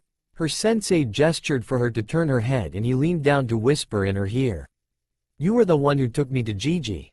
Naruto gasped. She straightened and grinned at him. You saved me that day, you know, she teased, hopping down from the stool. Thanks, sensei, for the ramen and the talk. I feel a lot better now. Good, Kakashi replied with a smile. Then I will see you bright and early tomorrow morning. Naruto spent most of the night preparing an apology and plausible explanation for Sakura for literally running away from the prospect of meeting her parents. By morning, she had managed a few uneasy hours of sleep and still wasn't sure how to explain her anxiety without telling the other girl about the Kyuubi. She supposed that Sakura didn't really need to know why people didn't like her and finally decided to play dumb about the whole situation for as long as she could. She dragged her feet getting ready and walked slowly toward the training ground. Naruto was hoping to avoid being with Sakura alone, but to her surprise, and slight irritation, the kunoichi was waiting for her. Sakura was wringing her hands, distress and shame warring for dominance over her expression, and Naruto thought suddenly that maybe the other girl wasn't offended by her swift exit yesterday. Naruto, I am so sorry, the pink-haired girl said, rushing over to the startled blonde. After you left, I told my parents that you had offered to help out and the moment I said your name it was like they turned into completely different people. Sakura spoke quickly and tears filled her jade green eyes. They were so rude about you and it just made me realize how mean I've been to you all this time. I don't understand why you keep giving me more chances and I definitely don't blame you for leaving. Did you know that they would act that way? Naruto took a step back, reeling in shock over Sakura's rushed apology. She felt a sudden rush of sympathy for the other girl. Obviously Sakura had never directly broached the Naruto subject with her parents and was now completely baffled that they had reacted so negatively. In Naruto's experience, civilian parents were usually fairly subtle when teaching their children to hate her. They didn't want to risk coming anywhere near breaking the Hokage's law. Well, like I said yesterday, people don't like me, Naruto said haltingly. And by that, I mean pretty much everyone but a handful of shinobi and my few friends hate me. But why? Sakura exclaimed, reaching for her hands. She seemed taken aback when Naruto pulled away to avoid the contact but recovered quickly, lacing her fingers together again. I mean, you could be a little annoying at the academy, but that was obviously an act since you've been completely different for the last 2 days. What could you possibly have done to make the whole village act like this? I'm not ready to talk about that yet, Naruto replied uncomfortably. She clenched her fists behind her back, feeling the anxiety fluttering in her chest ease slightly from the sharp pain of her fingernails piercing her palms. She swallowed dryly, trying not to let Sakura's assumption that she had brought the hatred upon herself hurt her feelings. It's not anything that I've done, really. Just something about me that makes people afraid, she said stiffly. Sakura looked as if she wanted to press for a more satisfying answer, but Naruto's distressed expression must have made her think better of the idea. Well, whatever the reason is, I can't believe that you deserve it. I'll make sure my parents understand that there's nothing to worry about. Then you can come by the shop whenever you want, Sakura said. Naruto stared at the other girl, who must have a weakness for underdogs, as happiness warred with guilt. Sakura, she choked out. I can't even say how much that means to me, but please, please don't fight with your parents over me. It's not worth it. With a sigh, Sakura smiled ruefully. Okay, Naruto. But it's still not right and I won't let them badmouth you when they've never even met you. You need to be more confident about yourself, she scolded teasingly. That goes for you too, then, Naruto replied with a wry chuckle. She turned to the side and stretched her arms out over her head. Her back popped satisfyingly. Thanks, Sakura. I really appreciate it. The two girls waited in a comfortable silence until Sasuke arrived. He blinked in surprise at the pleasant atmosphere, but shook it off quickly. They barely had time to exchange greetings before Kakashi showed up in his usual fashion, accompanied again by a swirl of leaves instead of the smoke. "Good morning, you three," he greeted cheerfully. For some reason, Kakashi's happy demeanor sent chills down Naruto's spine. She tensed warily and waited for something horrible to come out of his smiling mouth. "We'll be starting off with some conditioning this morning, and then I want each of you to run through your taijutsu stances and the jutsu you currently have in your arsenal. Let's see," he paused, rubbing his masked chin thoughtfully. "How about you begin with 50 laps around the training ground?" The entire training ground. Naruto gaped at him. It seemed that her instincts were still spot on. Kakashi was going to be brutal.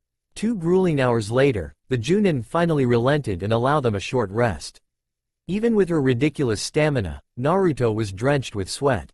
She plucked at her damp clothing with distaste, hating the way it clung to her body, and glanced at her teammates.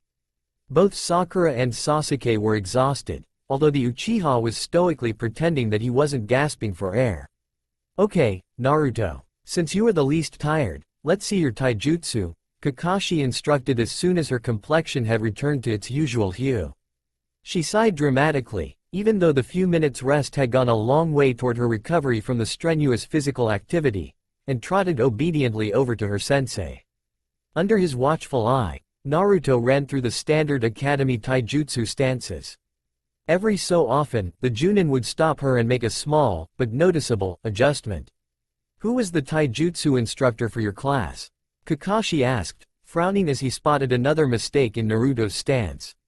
The errors were subtle, but taken as a whole, Naruto's technique would have a lot of problems against a more skilled opponent. "It was Mizuki," Naruto replied shortly. She repeated the corrected kata a dozen times to reinforce the change, imagining the smug silver-haired traitor as her target. Kakashi was well aware of Mizuki's treachery.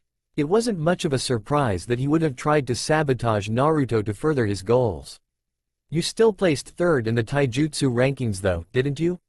"That's just because I can take a lot of hits, and nobody at the academy could outlast me," the blonde admitted sheepishly. "Those are very good things, Naruto. Don't sell yourself short," Kakashi admonished, frowning at her dismissive tone. "All things considered, your technique isn't that far off. It probably won't take very long before you have the corrections down in your muscle memory. Just be thankful that I don't have to send you to the village taijutsu expert," he added with an exaggerated shudder. "Who's that?" Naruto asked curiously. She couldn't help wonder who the mysterious expert was and why he would have provoked such a reaction from the usually unflappable Junin. "Just pray that you never run into the man. Be wary of green spandex," he intoned. As soon as Naruto finished her last kata, Kakashi stepped back to give her more space. "Okay, let's see your ninjutsu and then I'll test your genjutsu ability." Naruto nodded and quickly ran through 2 of the academy basics, henge and kawarimi. She formed a cross-shaped seal with her hands and then paused with a slight frown. "Sensei, how many shadow clones do you want me to make?" Kakashi hummed thoughtfully. "Why don't you make as many as you can?" "Okay," she said, shrugging. Naruto wasn't sure that her sensei knew just what he was asking, but she complied and focused on reaching to the near-bottomless depths of her chakra. As a massive amount of blue-tinted chakra began to swirl visibly around her, she released the technique. Kage Bunshin no Jutsu. She ground out through clenched teeth as her chakra surged almost painfully through her body. Hundreds of clones popped into existence, filling the field and beyond, perching on the trees, until there were well over 1,000. Naruto panted lightly from exertion. She had never drawn so heavily on her reserves, not even against Mizuki, who had been doing his best to kill her. Searching curiously for her teammates through the sea of blonde clones, Naruto grinned when she spotted them. They were sporting identical flabbergasted expressions. Sasuke's shock, however, seemed to be colored with a foreboding jealousy. "Well, that is a bit more than I was expecting," Kakashi admitted. His hand moved toward his covered eye, but he paused and scratched his chin instead. "A bit?" Sakura echoed faintly. "She did say she could make 1,000, Sasuke muttered irritably. He jerked his head to the side, dark fury written across his features. Kakashi cleared his throat. "How much usable chakra do you have left? Can you still perform basic ninjutsu?" "I'm not sure," Naruto replied honestly. "Let me try." She sent the instruction down the thread of chakra connecting her to the clones, and after a moment, they all transformed until the field was filled with copies of her teammates, Kakashi, the Hokage, and Iruka. Henge was nearly as easy as breathing for Naruto, which was something she had never understood given her difficulties with Bunshin. Both jutsu were classified as genjutsu, since they were illusionary techniques, and neither required much chakra to perform. She had long decided not to question it. Looks like Henge isn't a problem, Naruto said, currently in the guise of the village leader. She reverted back to herself and the clones followed soon after. Let's see about Kawarimi, then. She formed 2 hand seals and switched places with a clone on the far edge of the clearing. There was only a slight flicker and the clone's surprised expression to indicate that she had used the technique. Soon, the horde of clones flickered all over the field as they substituted with each other. That's good, very good. Can the original Naruto please come back over here? Kakashi called over the noise of the clones. Naruto replaced with one of the cage Bunshin near her sensei and waved at him. I'm here. Go ahead and start dispelling them, but be sure to do it in small groups, the Junin advised. I'm sure Hokage-sama told you, but shadow clones transfer their memories back to you when dispelled. The mental strain is no laughing matter. The blonde nodded seriously, having already sat through a lecture from the Hokage for mass dispelling the entire group of clones after she took down Mizuki. She formed the cross seal again for focus and began popping clones a dozen at a time. After dispelling a handful of groupings, Naruto staggered slightly and pressed a hand against her forehead. That is pretty terrible, she gasped, and going to take a while to get used to. How in the world did I not get a headache last time? Kakashi chuckled, reaching out to place a steadying hand on her shoulder. He aborted the motion halfway, stuffing his hands in his pockets instead. It was probably the adrenaline, he suggested. You'll need to practice dispelling groups of clones so the memory feedback doesn't become a liability in a fight. It took another 20 minutes for Naruto to dispel the last of her clones. Every few groupings, she had to stop and wait for the chaotic rush of memories to subside enough to continue. By the time she finished, Naruto had a splitting headache and her chakra pathways felt wrung out. Kakashi directed her to lay down in the cool shade of one of the perimeter trees. He fished a clean cloth out of his hip pouch and handed it to Sakura. Wet this and place it across her forehead and eyes, the Junin instructed. It will help with the headache.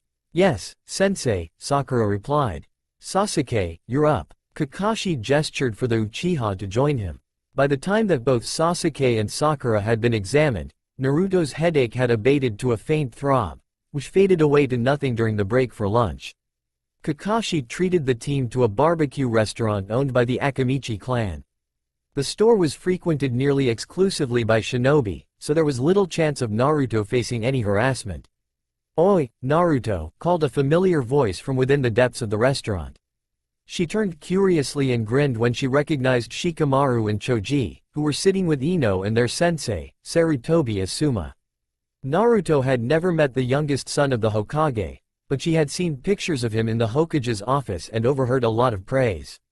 Hey guys, she greeted, heading toward their table. The rest of her team trailed behind her. Kakashi, I can't believe you finally gave in and took a team.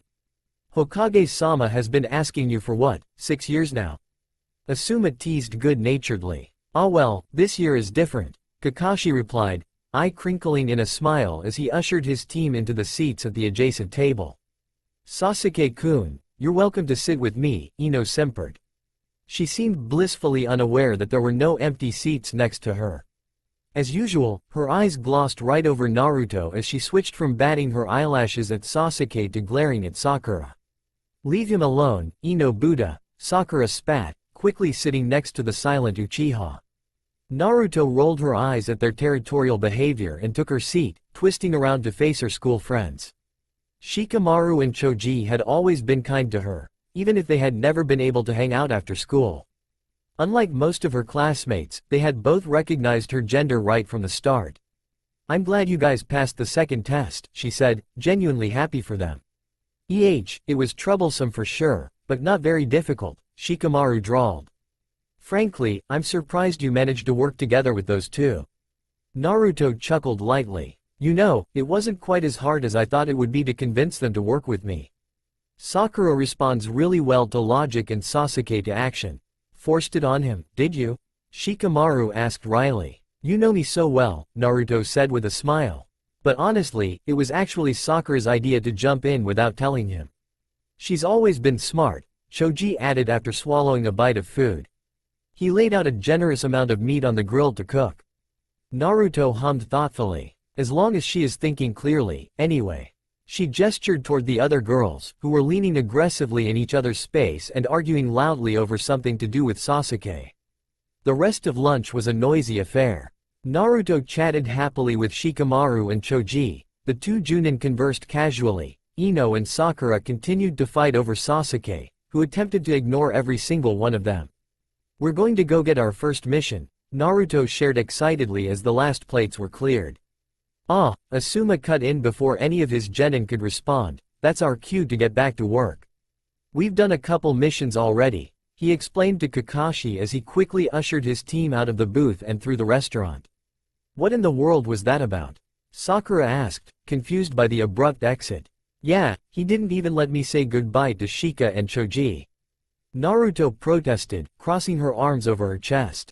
She wasn't sure when she would get to see them next. Especially since Kakashi was apparently going to keep him busy. He's probably just excited to make those kids actually do some work, Kakashi replied vaguely. We should get going too if we actually want to get a mission today. He paid for their meal and then led the way to the Hokage Tower. Hokage-sama likes to hand out the first genin missions himself, so after today we'll get our assignments from the mission office downstairs, Kakashi explained as they ascended the stairs to the Hokage's office. Hi Gigi, Naruto greeted as they entered the large, round office. She was tempted to circle around the desk to give the old man a hug. He was the only person she allowed such a thing and even then, it was rare, but thought better of it. They were here on official team business after all. Good afternoon, Naruto, Team 7, the Hokage replied, humor coloring his voice. He puffed on his pipe and waved them forward. The other new genin teams beat you for mission choice this morning, so I'm afraid the pickings are rather slim. That's no problem, Hokage-sama, Kakashi assured. His visible eye gleamed with anticipation and unholy glee behind the genin's backs. What do we have to choose from? As the Hokage withdrew a handful of D-rank missions from his desk, the genin were nearly vibrating with excitement, even Sasuke, who was trying unsuccessfully to hide behind a stoic mask. We have 3 missions left. Weed Hanazuka-san's garden, walk the Inazuka hounds, or repaint the siding on the academy building. Naruto, Sakura, and Sasuke's jaws dropped simultaneously in outrage and shock. What kind of missions are those? Naruto burst out in frustration, clenching her fists and crossing her arms over her chest stiffly. Now, Naruto, the Hokage soothed. He appeared to be fighting back laughter. Every genin starts off with these missions. There are important lessons buried in each one that are up to you to discover. When Kakashi deems you ready, he can request a C-rank mission. Naruto opened her mouth to argue, because surely these missions could be completed by the academy students for practice, but was silenced by an elbow to her side. She leveled a glare at her pink-haired teammate, who was making covert hushing motions. Naruto rolled her eyes, but let it go. No one ever said that being a shinobi was fun all the time, and besides, it wasn't like she couldn't come back to talk to the Hokage later. I vote for the garden one, she said. I'm good with plants. Anything but the dogs is okay with me, Sakura added, shuddering at the thought of the massive Inazuka nin dogs. Kakashi turned expectantly toward his quietest student. Sasuke? The garden is fine, he grunted reluctantly. Sasuke didn't look pleased at any of the prospects, and Naruto had the sneaking suspicion that he was envisioning the slow, painful death of either their teacher or the Hokage. Hanazuka-san's garden it is. Kakashi enthused. He cheerfully accepted the appropriate scroll from the Hokage. Kakashi, come by later this week for a team photo, will you? Sarutobi asked. I have an open spot on my desk that needs to be filled. The Junin smiled at his disgruntled team. We'll be sure to drop by in the morning while they're still fresh. Let's go get this over with, Naruto sighed, swiping the scroll from her sensei. She stiffened as her teammates pressed close behind her to peer at the scroll over her shoulder, but forced herself to stay still. Hanazuka was a retired shinobi, taken out of action during the Third Shinobi War, which meant that he probably didn't have a reason to hate Naruto like the ninja who were injured on the night the Kyuubi broke loose. Have fun, the Hokage called as Team 7 exited the office. Naruto resisted an unexpected urge to make an ugly gesture when she heard the blatant laughter that followed them out the door. Team 7 quickly fell into a routine of splitting their day between D-ranked missions and intense training. Kakashi was proving to be a masterful sensei, but he wasn't particularly diverse with his training methods, so the days tended to run together. Naruto mastered the proper taijutsu forms more quickly than even Kakashi had predicted. It was mostly pure stubbornness combined with copious abuse of the Kage Bunshin. She could outlast both of her teammates in a spar, although she wasn't always in the best shape afterward. Sasuke was much more technically proficient, and despite connecting multiple hits, he always wore himself out before Naruto submitted. It irritated him to no end, but as Naruto had said on their first day of being a team, she could take a hit and had a truly ridiculous amount of stamina. Kakashi had quickly put a stop to Sakura's extreme dieting when the pink-haired girl fainted in the middle of conditioning. He gave all three genin a strict nutrition plan when he discovered that Sakura wasn't the only one with poor food habits. Naruto tried to eat well, but her diet wasn't very balanced. Sasuke was the best of the three when it came to proper food groups, but he tended to forget about meals when left to his own devices. Once they started eating properly, the genin found Kakashi's conditioning to be much more effective. Team 7 had only been together for about a month before they hit their first obstacle. Their mission for the day was to catch 10 baskets of fish from the river for an injured fisherman. As Naruto waded out in the cool water, soft muck squishing between her toes, she really wished they had started water walking already. Kakashi was a stickler for making sure they properly mastered a technique before moving on. So even though they were all capable of the tree climbing exercise, something that filled Naruto with glee, now that she could travel the rooftops through town, he hadn't started them on the next level yet. The Junin insisted that they all needed to be able to walk on walls without having to think about managing their chakra output. Judging from Sasuke's pinched expression and Sakura's muted gasps of disgust, she wasn't the only one wishing they could stand on the surface of the river. Naruto carefully made her way across the river until the large net she carried was fully extended.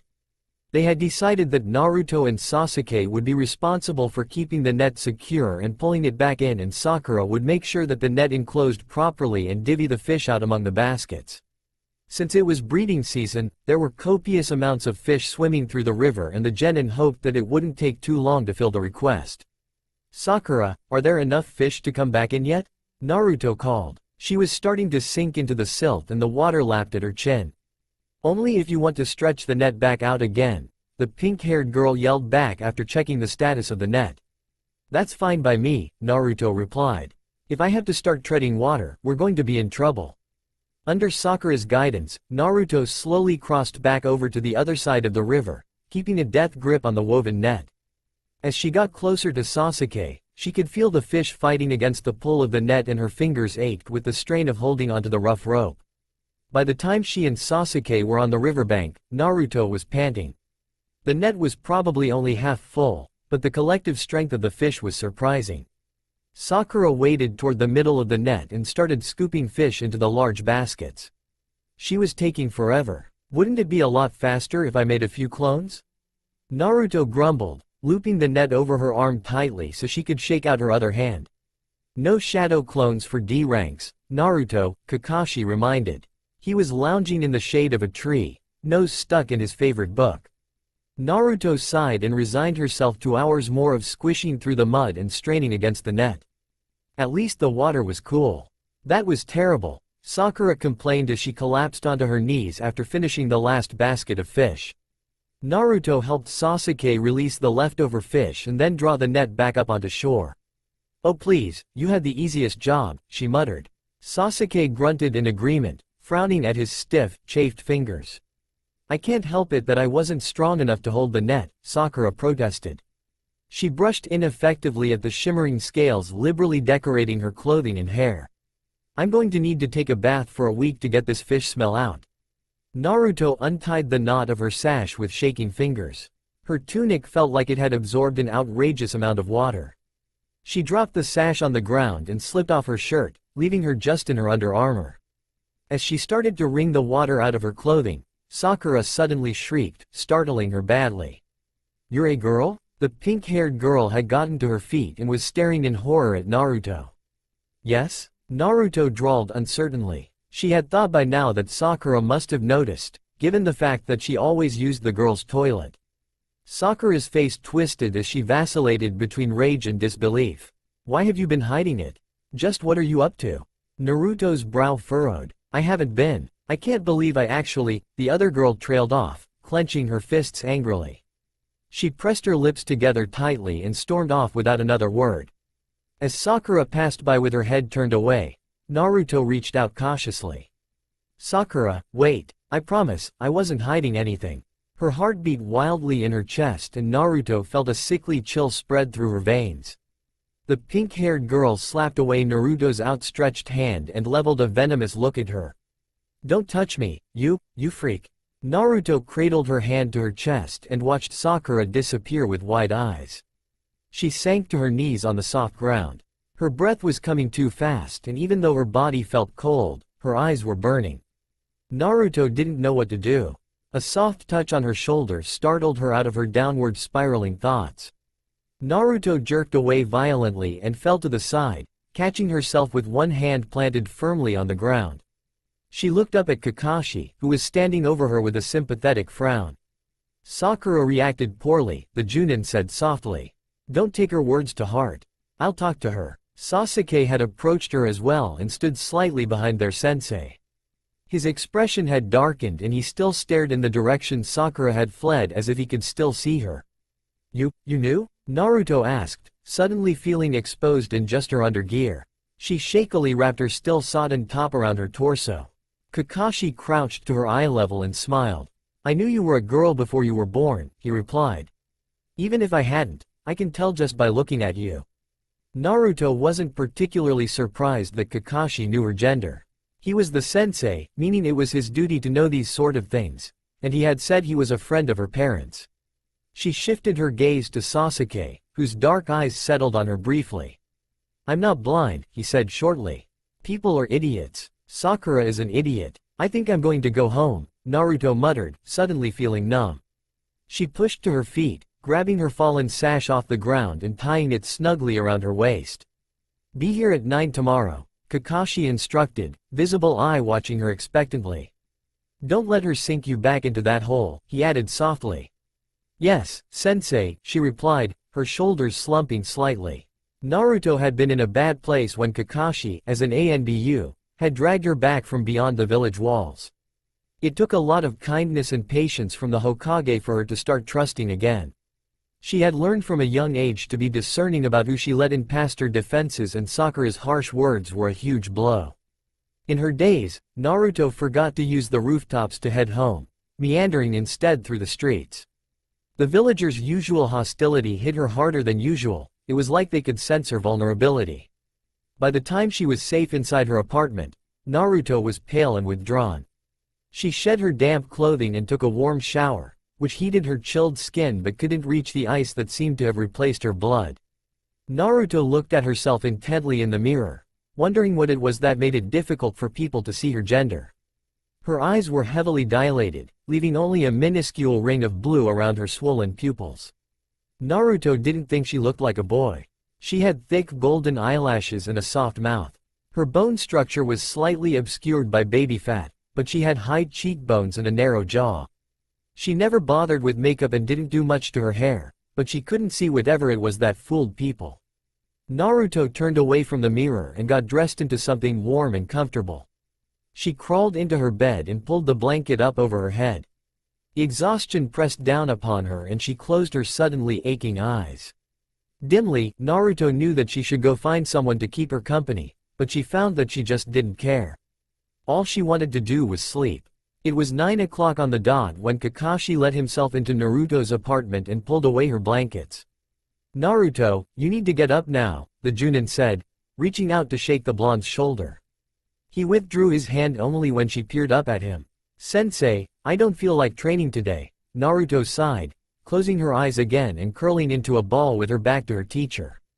"That's unfortunate, but I'm not really giving you an option," Kakashi insisted, jostling her shoulder again. "You'll only feel worse if you keep lying around in bed all day. I know it isn't easy, but you need to keep moving." Naruto exhaled sharply through her nose, irritation starting to break through the numbness. She sat up reluctantly and leveled a flat stare at her sensei. Her eyes were still dilated, making the glare more effective than it usually would have been.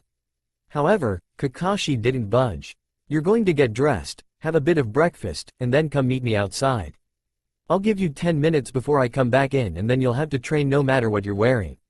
The Junin dropped the blanket at the foot of her bed and left the apartment, closing the door gently behind him. Naruto could feel his chakra hovering in the breezeway and she gritted her teeth furiously. How dare he barge in here and make her face Sakura, who thought she was a freak? Didn't he have any compassion? Naruto reached down, intending to pull the blanket back over her head, but as her fingers touched the soft fabric she paused. Kakashi wouldn't really make her go to training in her pajamas, would he? She chewed her lip indecisively and had the feeling that he would probably drag her down the street if she put up a fight. With a defeated sigh, Naruto made herself drop the blanket and get out of bed. It took all of her willpower to leave the comfort of her mattress and pull on her clothing. She wasn't hungry at all, but she forced down a piece of toast and a banana. Kakashi opened the door and peered into her apartment just as Naruto was securing her pouches. He smiled proudly at her and waited until she put on her shoes. "It'll get easier," he promised. "How do you know, sensei?" Naruto asked softly, trailing slightly behind him and no longer feeling angry. The Junin peered back over his shoulder. He had an odd look in his eye that Naruto couldn't decipher. "I know what it's like to be in that place, where even breathing seems like too much effort," he admitted. "Someone was there to pull me out of it. I'm going to do the same for you." Naruto's eyes burned and she blinked back the tears stubbornly. She looked down at her feet and swallowed past the lump in her throat, still partially wishing that she was back in bed. "Thanks, sensei," she whispered. Neither Kakashi nor Sasuke cut her any slack, despite her obvious withdrawal and lack of enthusiasm. Naruto could hardly bear to look at Sakura, but judging from the silence and the glimpses she got in the corner of her eye, the pink-haired girl was in the same condition. It took a week before Sakura apologized.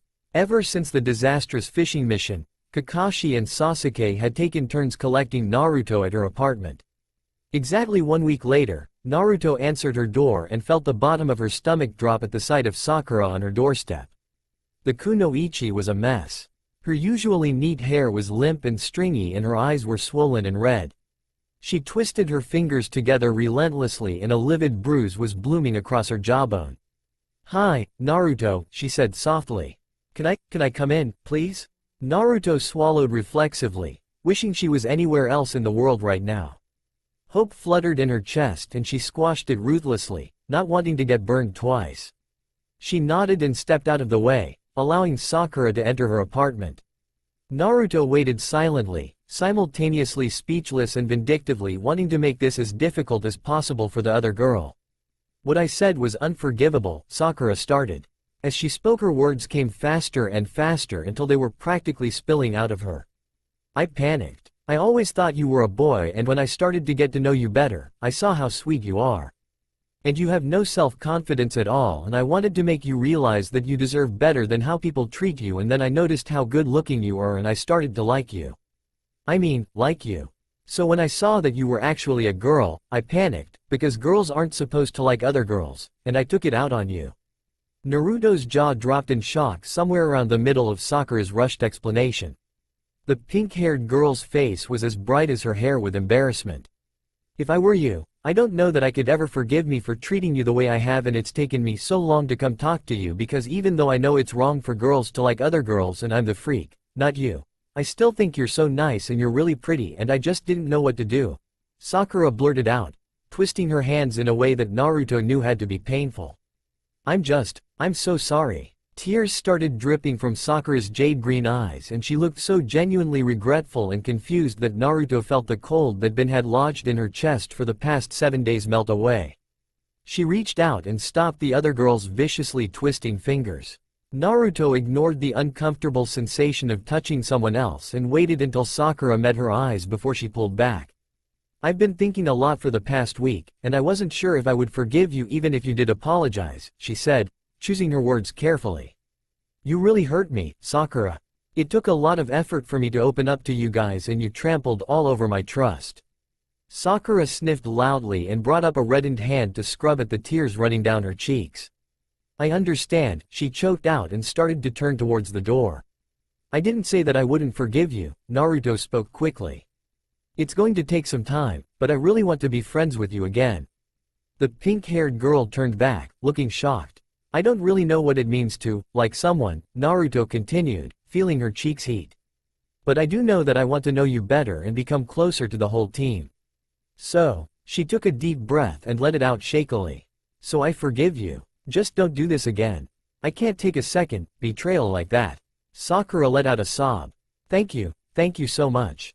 I swear I will never do anything like that again. She scrubbed at her face, laughing a little in relief. I know you don't like being touched, but can I hug you? Please? Naruto nodded and steeled herself, but Sakura's hug was brief and surprisingly warm. It wasn't as bad as she thought it would be. Let's go meet up with Sasuke and Sensei, she suggested, clearing her throat awkwardly. They'll be glad to know we've made up. That sounds great, Sakura agreed with a huge smile.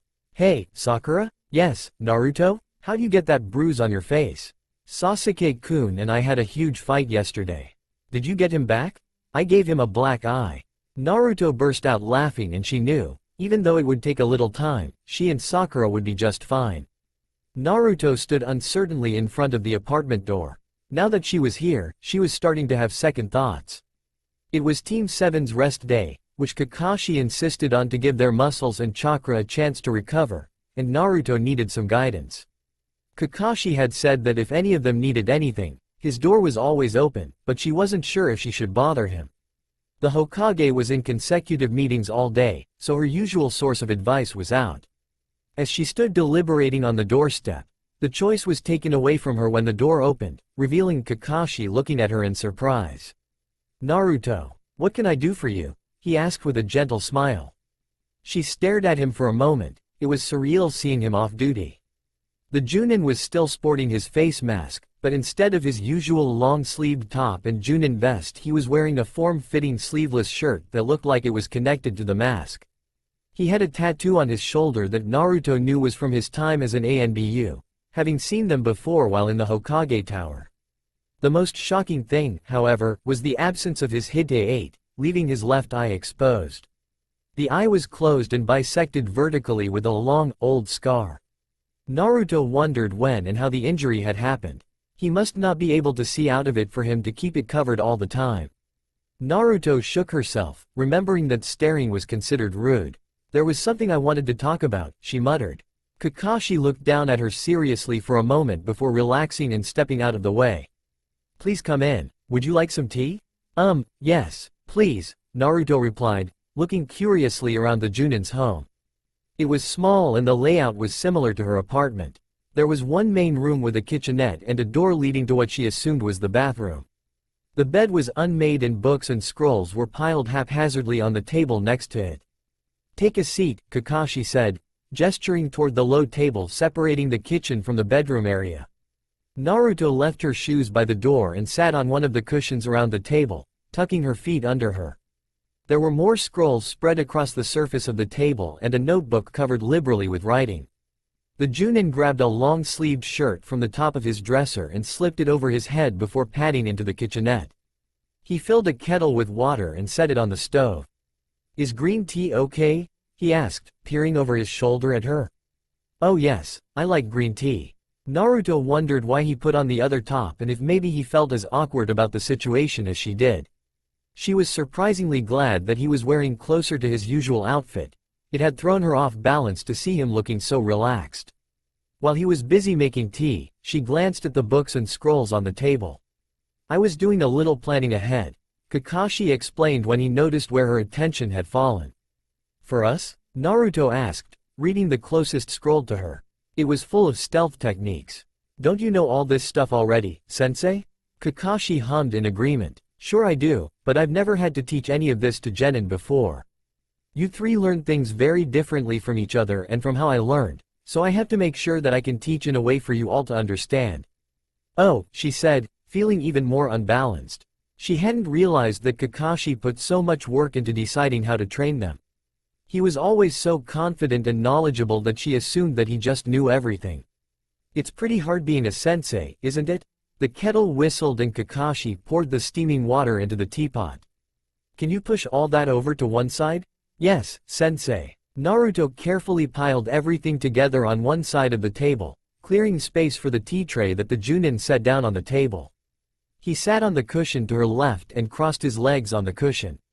It can be difficult, he said, pouring 2 cups of tea. But so far, it's been worth the extra effort. Naruto smiled shyly and accepted the tea, blowing across the hot surface before taking a sip.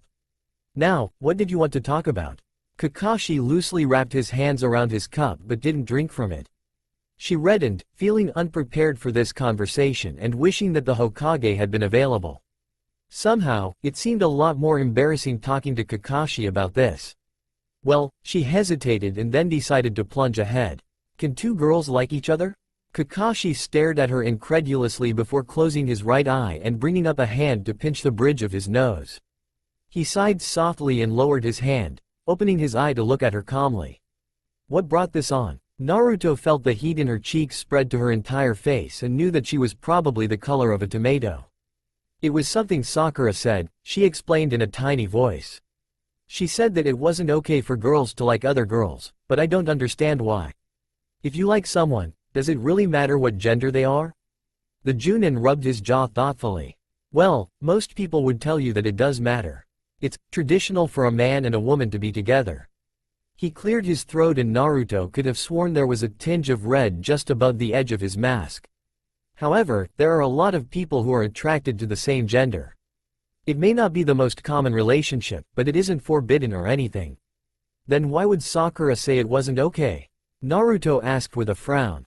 She just didn't understand why it even mattered. Obviously there had to be a man and a woman to make babies, but not everyone even wanted children. She certainly didn't want children. Naruto got on well enough with the Hokage's grandson, but it was only because he seemed to want to be around her. She usually just played along with whatever games he suggested. People who aren't attracted to their own gender don't often understand how someone else could be, Kakashi said. He slipped the edge of his mask down far enough to take a long drink of tea before pulling it back into place. Sensei, why don't you just take the mask off while you're having tea? Naruto peered at him curiously. It's just a habit to wear it, Naruto, the Junin said. He cleared his throat and cupped both hands around his mug.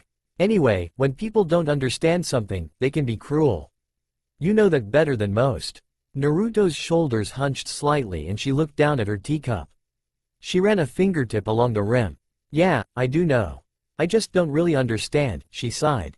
She pushed away her cup from the edge of the table and got to her feet. Maybe you should stop wearing that mask. You look fine without it. Kakashi stood and followed her to the door. Ah, but then no one would know who I am, he replied with a smile. That doesn't make any sense, Sensei, Naruto deadpanned. She stuffed her feet back in her sandals and moved aside to allow the Junin to open his door. Naruto, he said, touching her shoulder briefly before she could leave. She looked up at him curiously and waited on the doorstep.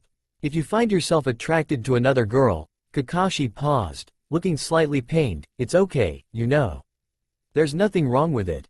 Naruto smiled widely. Thanks, Sensei. She reached out and lightly touched the back of his hand, which was still resting on the doorknob, hoping that the gesture conveyed her gratitude. I'll see you tomorrow. You can come back anytime, Naruto, Kakashi called after her. I know. She responded with a grin before hopping to the nearest wall and heading back toward her apartment. Sakura, you aren't a freak, Naruto said seriously when the other girl came by her apartment the next morning. What? Sakura asked, taken aback. There's nothing wrong with liking other girls and you shouldn't call yourself a freak. It isn't true, the blonde insisted. Sakura looked at her oddly for a moment before comprehension lighted her face. Oh, Naruto, I didn't mean that to imply, it's perfectly fine if you, she sighed and trailed off. What I mean is that I'm not attracted to girls, so it was really strange when I found out about you. But I am a girl and you started liking me, Naruto said in confusion. Yeah, but I thought you were a boy, Sakura stressed. Look, when I look at girls, I can see whether they're pretty, but there isn't anything else. Do you understand? At Naruto's baffled expression, she tried to elaborate. When I see a guy that I like, my stomach gets all twisty, like I'm nervous, she clarified. I want to do things to impress him and get him to notice me. I don't feel any of that with girls. Naruto frowned thoughtfully. She still didn't really get what Sakura was talking about, and the only time she had ever felt her stomach clench with nerves was when she thought someone was about to be cruel to her. Somehow Naruto didn't think that was what the other girl meant. It's a little weird for me right now, Sakura continued, because I can still see the things that I was starting to like about you, but since I know you're a girl, I don't feel those nerves anymore. I think we're going to be great friends. She seemed to be hinting something. That's really all I want, Naruto replied. I want to be a real team with you and Sasuke and Sensei. I want that too, Sakura agreed. I'll tell you, having that fight with Sasuke has kind of made me look at him a little more objectively. I think I want to be friends with him first over anything else. Naruto burst out into laughter. I'm sorry, she said at Sakura's confused and indignant frown. I was just thinking about his black eye again. He kept trying to look so cool and his eye wouldn't even open all the way. He did look kind of silly, didn't he? Somehow, the slightly uncomfortable conversation about feelings made the rest of the awkwardness between Sakura and Naruto dissipate. Sasuke was outraged that Naruto had forgiven the other girl so quickly and told her repeatedly, and emphatically, that she should have let her sweat longer. Naruto put up with it for as long as she could since she knew that his irritation was on her behalf, but after 2 weeks, she had had enough. After Kakashi dismissed them for the day, Naruto discreetly followed Sasuke as he broke off toward his apartment. She looked around eagerly as they passed through the wealthier part of town on the way to the abandoned Uchiha compound. Sasuke lived in an apartment right outside the gates of his old home as if he couldn't bear to be too far away from it. With a sigh, Sasuke stopped and turned around, his hands stuffed in his pockets. Why are you following me? Naruto rocked back on her heels. I wanted to talk to you, she said simply. About what? He asked, pulling one hand out of his pocket and waving it impatiently. Sakura. Sasuke scowled and hunched his shoulders slightly. What about her? Do you really want to have this conversation out here? Naruto jerked her head toward the villagers around them, some of which were watching them with oddly mixed expressions of curiosity, awe towards Sasuke, and disgust toward Naruto. If she were braver, she would have laughed at how the contradictory emotions had contorted their faces. Fine, Sasuke sighed again. We can go to my house. Without another word, the Uchiha spun on his heel and started walking again toward his home. Naruto hid a smile at his predictable behavior and followed a few paces behind him. He led her to a small, but beautiful apartment complex. As Naruto peered around curiously, she thought that maybe, apartment, wasn't the right word. It was more a collection of small houses. I thought you said you lived in an apartment, Naruto said, waiting for Sasuke to unlock his front door. This is an apartment, he replied. Rolling her eyes behind his back, she insisted, I live in an apartment. This is a house. Sasuke grinned at her over his shoulder, taking her by surprise. You live in a closet, he teased before disappearing into his home. Naruto was terribly shocked at his suddenly friendly manner, but she did her best to hide it as she followed him inside. She didn't want to make a big deal out of it and potentially scare him away from being casual with her again. Still, she could hardly believe that he had not only smiled at her, but joked with her as well. It was a good sign. She closed the sliding door behind her and latched it. Sasuke even had a proper entryway with a genkon. His sandals were lined up neatly on the stone floor, toes pointed toward the door. Well, come on, he said, waiting with a hand propped on his waist. Yes, yes, Naruto muttered, removing her shoes and stepping up on the cool wood. She followed him into a room on the right which had a round, low table in the middle and bookshelves lining the one of the walls. There was a bit of give under her feet when she entered the room and Naruto looked down curiously. Tatami? She exclaimed excitedly. You have tatami? Ignoring Sasuke's odd look, Naruto inhaled deeply, smiling when she caught the faint smell of barely worn tatami. The mats must have been changed recently, they were still slightly green. Your apartment is all wood, isn't it? Sasuke asked, comprehension lighting his eyes. Yeah, and not even very good quality wood either, Naruto replied, taking in the rest of the room while rubbing her toes against the slightly rough tatami. Sasuke's shelves were full to bursting with books and scrolls, and there was a large window on the wall to her right, looking out toward the other small homes, filling the room with soft, natural light. The sunlight would be fading soon, however, so Sasuke switched on a tall lamp in the corner of the room. He opened a small closet opposite the window and withdrew 2 floor cushions, which he then placed around the table. "Okay, now what did you want to talk about that needed privacy?" Sasuke raised a delicately shaped brow at her. "I want you to lay off Sakura," Naruto replied, tucking her feet under her as she sat on the cushion. She rested her arms on the table and leaned toward him. "You don't need to keep punishing her, okay?" Sasuke's expression darkened. "Why?" He clenched his fist, turning the knuckles white. "Why did you forgive her so easily?" Naruto sighed. "Does it really matter? She was terrible to you." Sasuke burst out with uncharacteristic emotion. "She has always been awful to you. Why should she deserve to be forgiven? Why are you so upset?" Naruto asked, baffled by his behavior.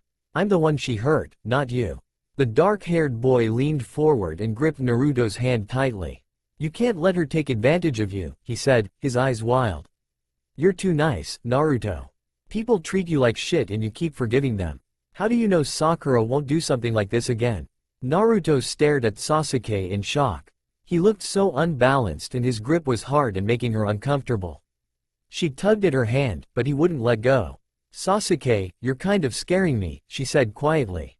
Her heart pounded in her ears and she wished he would stop touching her. Sasuke blinked rapidly and looked down to where he was squeezing her hand. He let go quickly and stared blankly at his palm. "I don't know," Naruto said, breaking the tense silence that had fallen between them. She rubbed at the red marks on her hand where Sasuke's fingers had dug into her skin. "What?" Sasuke asked, frowning at her. "I don't know that Sakura won't do that again," she elaborated. "I'm learning how to trust people and that means taking some risks. All I can do is get to know her and be a good friend and hope that she does the same." "That doesn't make any sense," Sasuke muttered, rubbing at his eyes with the heels of his palms.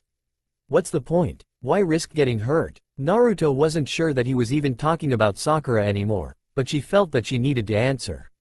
"I don't want to be alone anymore." Sasuke looked up at her in surprise.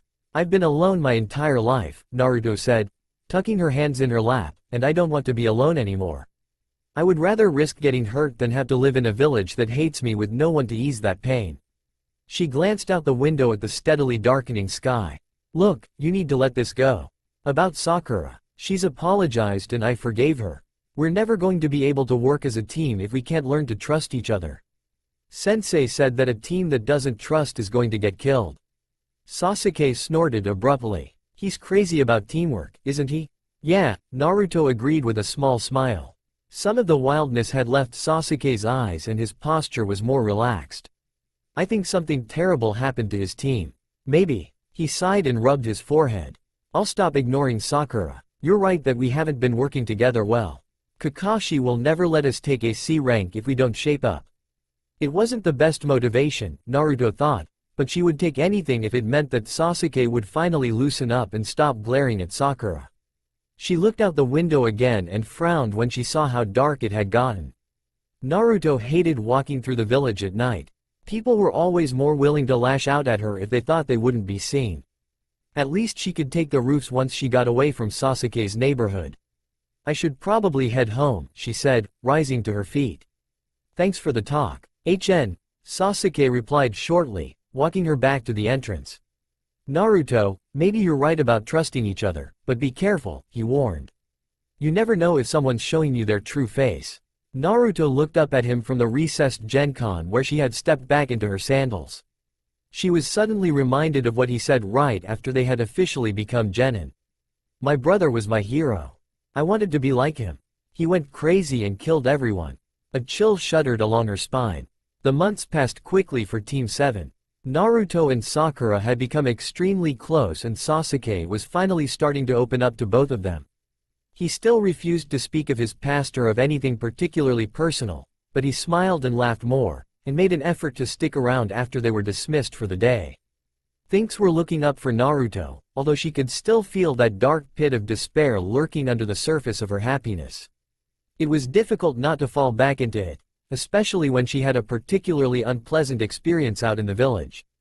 Her team was a comforting haven and Kakashi had meant what he said about keeping her spirits up. Whenever Naruto started to feel overcome by numbness, the Junin never failed to draw her back out again. Sakura was also starting to develop an increased sensitivity to Naruto's moods and worked to make the blonde feel secure while they were together. Sakura hadn't said anything, but Naruto suspected that she was also working on her parents' attitudes. Sometimes she would come to training with angry eyes and her lips pressed tightly together. Naruto felt terrible that she was causing trouble in Sakura's family, but she wasn't sure if she should say anything. Once, during their rest day, Naruto had discovered Kakashi standing morosely in front of the memorial rock with such an air of depression that she almost didn't recognize him. She remembered him saying once that he had experience with the despair that sometimes gripped her and decided to return the favor. Whenever she caught him on one of those bad days, she summoned the rest of her team with clones and the three genin followed Kakashi around until the darkness left his visible eye. Naruto knew it was safe when he would smile fondly, invite them over for dinner, and then shoo them away after dark. As Team 7's teamwork improved, they accepted more and more missions. Over the past few months, they completed nearly 100 mind-numbing D-rank missions. Naruto had been surprised that none of their clients ever even batted an eye at her presence until Kakashi explained that the Hokage vetted the missions carefully for Team 7 to prevent any hostile clients. She wasn't sure how to react to this show of affection, but she was deeply touched by Kakashi and the Hokage's concern for her feelings. Finally, 4 months after becoming a team, Kakashi had finally deemed them ready for AC rank. Naruto thought that he must have waited so long to make sure they had all settled into a comfortable working relationship. Teamwork, he continuously stressed, was vital to more challenging missions. When Kakashi announced at the end of the day that he had requested AC rank for them, the genin were ecstatic. Even Sasuke could hardly stop smiling. Naruto didn't sleep well that night and so when her alarm went off in the morning, she was groggy and puffy-eyed. "I should have just stayed awake," she muttered to her reflection after examining the dark circles under her eyes. A cool shower went a long way to reviving her, however, and as she combed through her lengthening hair, she was once again excited about the upcoming mission. After seeing the pictures of her mother, Naruto was torn between the desire to let her own hair grow out like Kushina's and the practical length she usually wore. Sakura had assured her that there were many hairstyles that would allow her to have some length but still stay out of her way in a spar. So for months, Naruto had gritted her teeth and resisted the urge to chop her hair off whenever the lengthening strands got into her eyes or in her mouth. Her patience had finally paid off, however, and her hair almost brushed her shoulders. Sakura showed her how to twist it into a complicated-looking knot at the base of her skull. Naruto loved it because it was quick and simple and, most importantly, out of the way while she was on duty.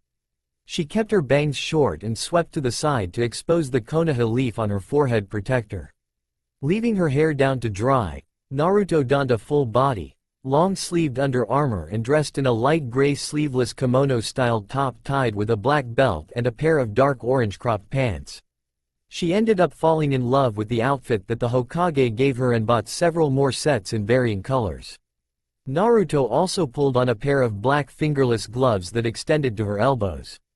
Shinobi gloves left the fingers free for ease of movement when creating hand seals and had lightweight plates sewn into the fabric to block the sharp edges of kunai or other weapons. After breakfast, Naruto padded back into the small bathroom to tie back her hair. She brushed the tangles out of the pale gold strands and twisted it all back into a knot. When she wasn't on duty, Naruto left her hair down and secretly enjoyed the way it felt against her skin. As it had grown, the wild spikes calmed, leaving her hair much more manageable, but it still wasn't as sleek as her mother's. Naruto liked it, however, and wished that she had let it grow before. She finished getting ready, tying on her pouches and Hite ate, and paused to look at the row of pictures on her shelf with a pleased smile. Her official team photo was surrounded by pictures of her with teammates. Most of them featured herself with Sakura, but she had one with Kakashi, taken by Tuchi, and one with Sasuke that Sakura had snapped. She also had several of her mother at various ages. 2 were the ones from Kakashi and the Hokage had given her a handful more. Naruto had started to like having photographs and had planned to get one with some of her other yearmates when she next saw them. Naruto still had no confirmation of who her father was and didn't know what he looked like other than his coloring.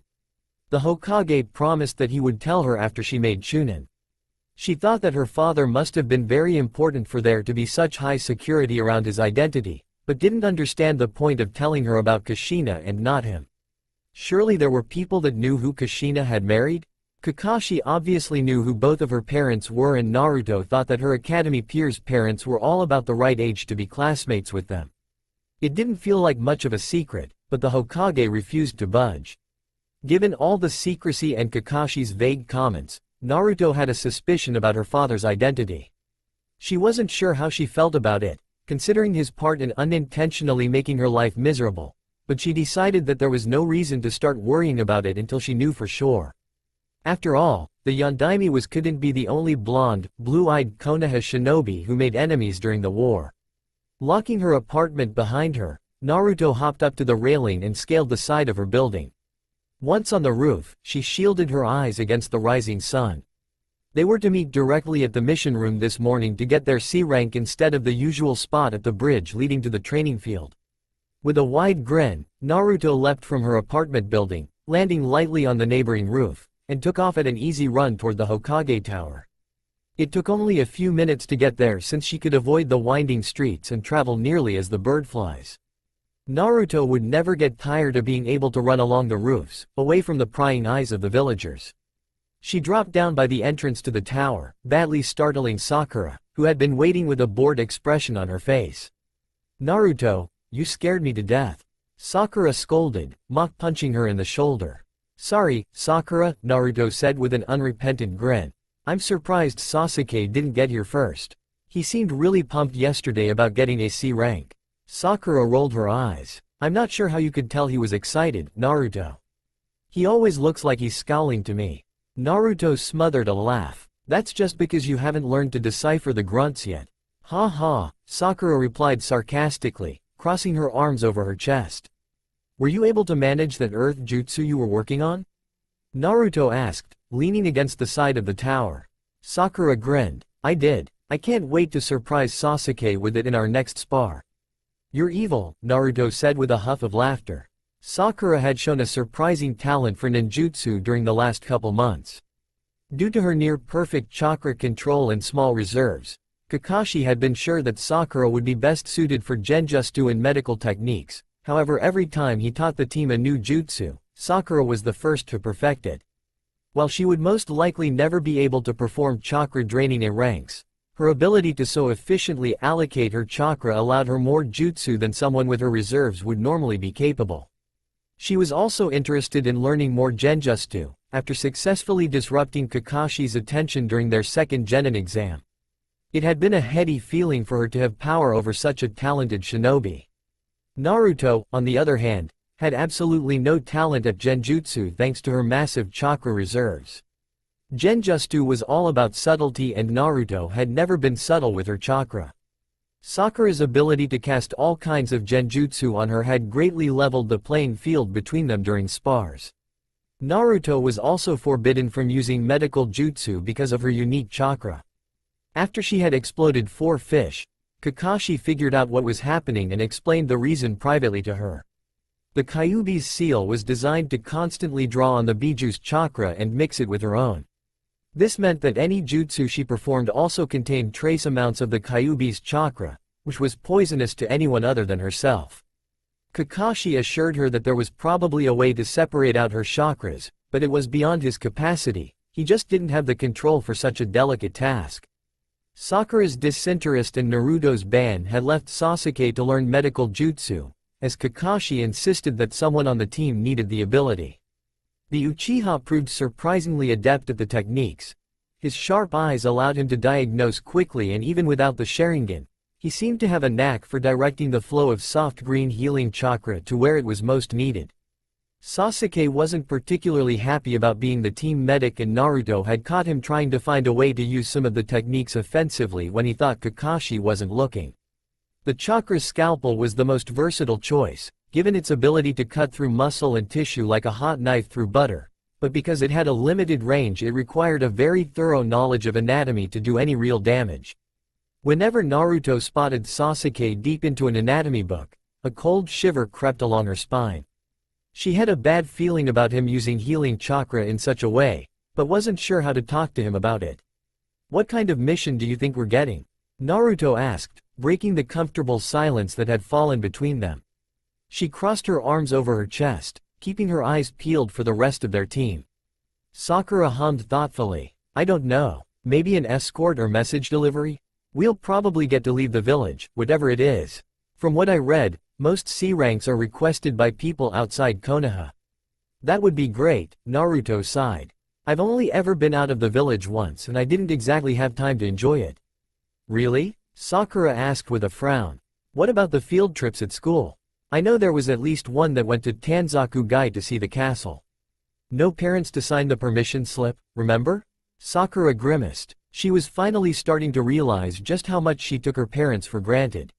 "Surely you had a guardian, though." Naruto shook her head. "Technically, Hokage Gigi is the guardian of all the village orphans that don't get adopted, but it's really informal.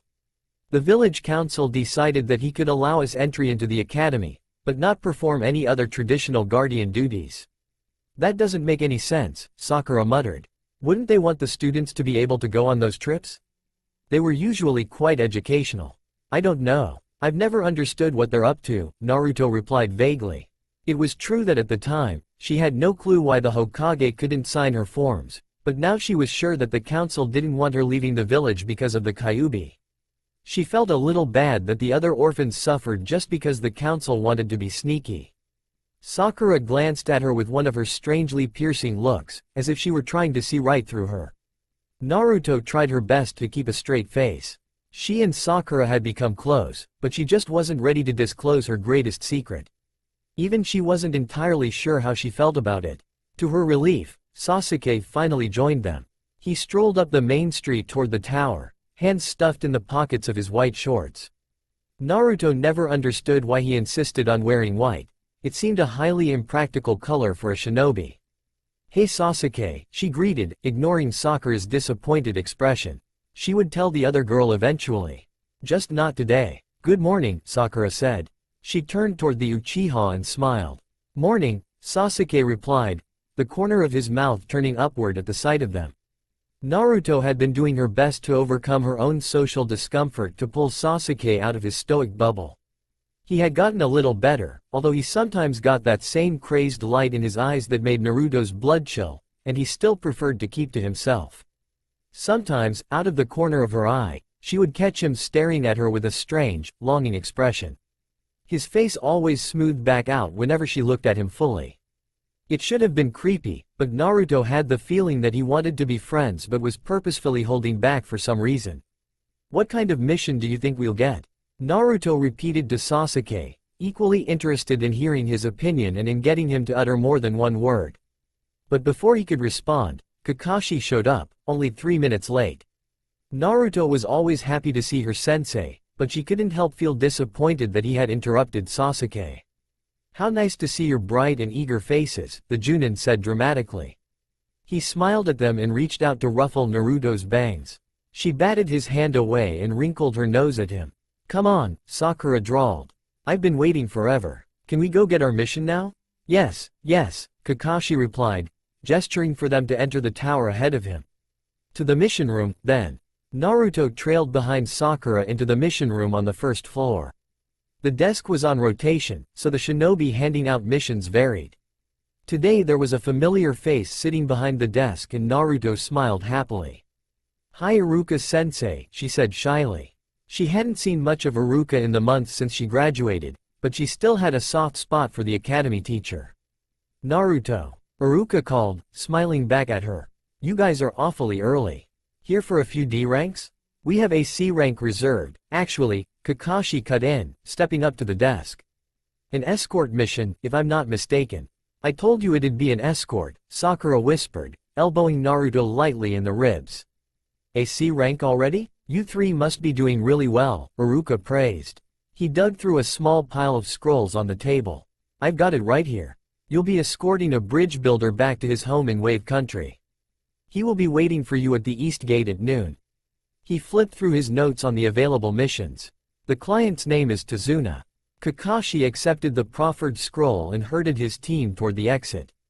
I'll come visit when we get back, Naruto said over her shoulder as she was ushered out the door.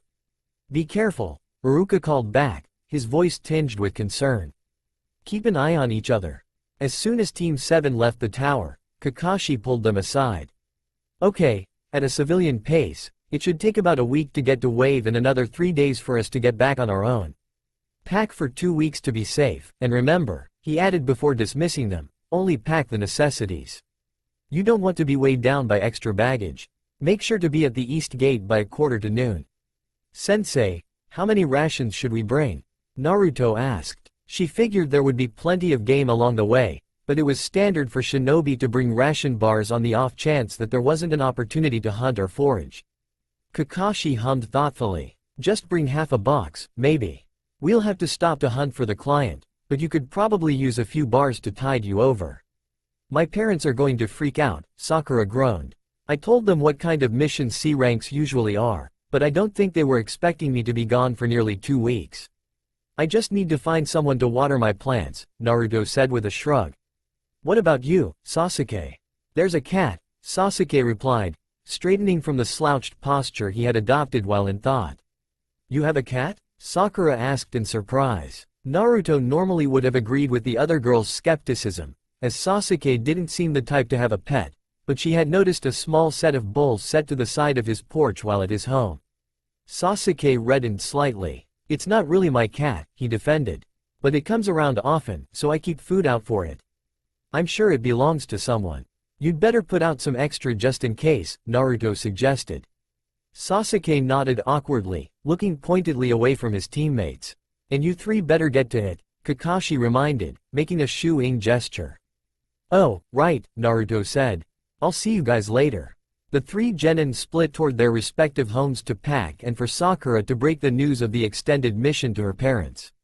Naruto wasn't sure who she could ask to take care of her plants, but she didn't have a lot of time to figure it out. She hurried home, wanting to pack as quickly as possible so she could take care of the issue. It didn't take long for Naruto to pack. She didn't have a lot of possessions, and thanks to a few sealing scroll, her bag was nice and light. Naruto seemed to have inherited the famous Uzumaki affinity for Fuinjutsu, and she had abused her shadow clone jutsu to spend countless hours poring over every sealing book and scroll she could get her hands on. The Hokage had given her special permission to borrow books on Fuinjutsu from the shinobi library, and she had a few that had belonged to her mother. She was particularly good at modifying existing seal patterns to invent new uses. Naruto packed a couple spare sets of clothing in one scroll, carefully labeling the outside so she would know the contents without having to unseal everything. She filled a second with spare weapons, a third with medical supplies, and the fourth with rations.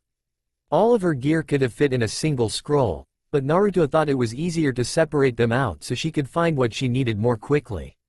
After a moment's hesitation, Naruto filled one more scroll with some of her research material, just in case she had enough downtime to read. She layered the scrolls at the bottom of her pack and placed an extra bandolier of kunai, a field first aid kit, and a few ration bars on top for easy access. Naruto sealed her tent and sleeping bag in her last scroll and tucked it into the front pouch of her pack. She finished everything off with a handful of empty sealing scrolls stored in a side pocket. It always seemed that she needed one when she didn't have any to spare. After propping her bag against the wall by the door, Naruto glanced at her clock and let out a sigh. It had only been an hour since she left the rest of her team, and there were still 2.5 before she needed to be at the East Gate. It wouldn't hurt to have an early lunch, she muttered to herself. And I need to find someone to take care of my plants too. She picked up her pack and slipped her arms through the straps, making sure to grab her spare key from a drawer in the kitchen. She hoped that she would find someone who could watch her apartment and water her plants while she was out, and she didn't want to have to come back for the key. Naruto locked up and headed toward Ichiraku's for a bowl of ramen. It wouldn't be a bad idea to let Tuchi and Ayame know where she was going anyway. They tended to worry if she let too much time pass before stopping by. The ramen stand was nearly empty when she arrived, given the early hour. A familiar girl was sitting at the bar, nursing a pot of tea. Hi, Hinata, she greeted, taking the stool next to the Hyuga heir. Oh, hello, Naruto-kun, Hinata replied with a small smile. Her teacup shook alarmingly and she hastily set it down. There was a nasty bruise encircling one eye. Ouch, Naruto winced in sympathy, suddenly glad that her own bruises never hurt for very long. What happened to your eye? Hinata raised a slender hand and lightly touched the yellowed edges of the bruise. IW was attempting to learn new clan taijutsu. I have not yet mastered it. I'm sure you'll get it in no time, Naruto said encouragingly. You were always brilliant in taijutsu at school. Hinata looked at her in surprise, meeting her eyes for the first time since Naruto greeted her. Hinata reddened and dropped her gaze, pressing her fingers together nervously. You are 2K kind, Naruto-kun. I am not brilliant in anything, she said softly. Naruto frowned at the side of the other girl's head. Hinata's shoulders were hunched and she had leaned forward enough for the curtain of her chin-length hair to shield her face from view. Naruto hadn't remembered her being so self-deprecating. But then, Hinata had always been too shy to say much of anything during the academy. She wasn't sure how to cheer the other girl up. Hinata obviously had some talent, otherwise she wouldn't have passed the secondary genin exam. You know, she said, attempting nonchalance, Sensei told us that only 1/3 of the graduating genin teams actually get to become genin. Why yes, Hinata replied, peering up through her dark hair. Kurenai Sensei told us much the same. I am very fortunate to on a T-team with Shino-kun and Kiba-kun. They are very T-talented. Naruto tilted her head to the side curiously. Didn't your sensei talk about teamwork? The answer was the same for everyone, right? If your team passed, it was because you helped. There's no way a genin team would have made it if all 3 members weren't working together. She softly nudged Hinata with her elbow. You've got those amazing eyes, too. Don't tell Sasuke, she added conspiratorially, but I would trade him for you any day. Hinata's head whipped up and she stared wide-eyed at Naruto, her cheeks reddening. Before she could say anything in response, Tucci returned from the back of the restaurant and Naruto turned to greet him. Hi Oji-san, she said with a smile, leaning forward on her elbows. Naruto, it's been a while since you stopped by. What have you been up to? The ramen chef asked, already preparing Naruto's usual order. Kakashi sensei keeps us really busy, she explained, shrugging off her pack and setting it on the floor between her feet and the bar. We got our first C-rank mission today and I'm going to be out of town for a couple weeks. Can you ask Ayame to make sure my plants don't die? Tucci set a bowl of ramen in front of her and scratched his chin. I don't know if you want to trust her with something like that, Naruto-chan. She's responsible for the deaths of a lot of houseplants. I've got no green thumb either. Naruto sighed morosely and broke apart a pair of chopsticks. Naruto-kun, I see could look after your pea plants, if you like, Hinata offered shyly, straightening to look at her without dark hair shielding her face. Naruto turned to face the other girl, swallowing a mouthful of ramen and smiling happily. Would you really? They aren't hard to take care of. I don't have anything exotic right now, but they do need to be watered twice a week or so. Hinata nodded, pressing her fingers together again nervously. It's no pea problem, really, she asserted. Thank you so much, Naruto said. If it's you, I know there isn't anything to worry about. The dark-haired girl reddened again and busied herself with pouring a fresh cup of tea. Time passed quickly as Naruto and Hinata chatted between bouts of comfortable silence. In the academy, Hinata had acted as if she wanted to spend more time with Naruto, but was forced home right after class by her strict father, and Naruto was always glad to find people who were interested in becoming friends with her. When they parted ways, with the promise of meeting more often, Naruto left her spare key with Hinata with a few last-minute reminders about how to care for her plants. She still had some time to spare, so Naruto took her time getting to the east gate. She made a game of it, trying to see how many rooftops she could clear with a single jump. It was a delicate balance of pushing herself and not overreaching and falling to the ground. By the time she was forced back to ground level as she approached the gate, Naruto had managed to clear 4 buildings with a running start. She could just barely clear one without boosting her leg muscles with chakra. Were you having fun? Naruto whipped her head around in surprise, adrenaline coursing through her veins, and then slumped with relief as she spotted Sasuke leaning against a tree, amusement glinting in his dark eyes. Just how long have you been there? She asked, scratching her reddening cheek. Long enough, the Uchiha replied with a slight smirk. I like being able to use the roofs to get around, Naruto admitted. She bounced lightly on the balls of her feet, constant excess energy not allowing her to stay still for long. It is nice to be away from most of the prying eyes. Sasuke crossed his arms over his chest and looked away. Naruto felt a little surprised at this insight. After the Uchiha massacre, the village had treated Sasuke like the prodigal son, always offering sympathy and extra help. She had never considered that it may have been just as suffocating as the hate. Even still, Naruto would trade the negative attention for positive any day. Privately, she thought that Sasuke's attitude contributed to the smothering affection of the villagers. If he acknowledged them, they probably wouldn't work so hard to gain his attention. As if he had read Naruto's mind, Sasuke glanced back at her and clarified. It isn't the villagers' pity so much as the hordes of fangirls. Naruto let out an undignified snort which dissolved into laughter, causing faint color to appear on Sasuke's pale skin. Is it really that bad? It's terrifying, Sasuke admitted with an exaggerated shudder. I am so glad that you are not like them, and that Sakura has calmed down. She has definitely cooled her head, Naruto agreed. She scuffed the toe of her sandal in the dirt, suddenly bashful. Thank you, by the way. Sasuke lifted a single brow curiously.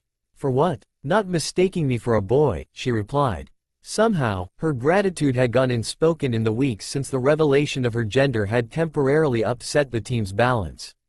Most people only saw my short hair and masculine clothing without bothering to look any closer. Well, not that anyone really wanted to get close to me anyway, she added with a self-deprecating laugh. They can't help being stupid, Sasuke scoffed. It isn't that big of a deal, but you're welcome. Naruto smiled to herself, warmed by Sasuke's assurances. They fell into a comfortable silence as they waited for the rest of Team 7 and their client, Tazuna. Surprisingly, Kakashi arrived before Sakura, but the pink-haired girl wasn't far behind. She panted and rested her hands on her knees to recover. Are you okay? Naruto asked in concern as Sasuke offered a bottle of water to the pink-haired girl. Yeah, Sakura replied between gasping breaths, accepting the water with a grateful smile. You'd think I would have no trouble running across town with all the laps we do. I guess I need to start adding 50 pounds on my back, she said wryly. She straightened and adjusted the straps on her pack, which was bulging ominously.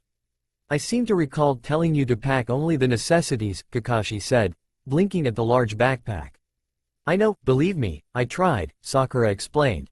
My mom kept stuffing more and more in every time I turned my back. It was a nightmare to get away. Want a couple sealing scrolls for the extra stuff? I brought a few empties, just in case, Naruto offered, already unbuckling the straps keeping her pack secured to her back. That would be amazing, thank you. I don't even know what she put in here. Sakura let her pack fall to the ground with a heavy thud.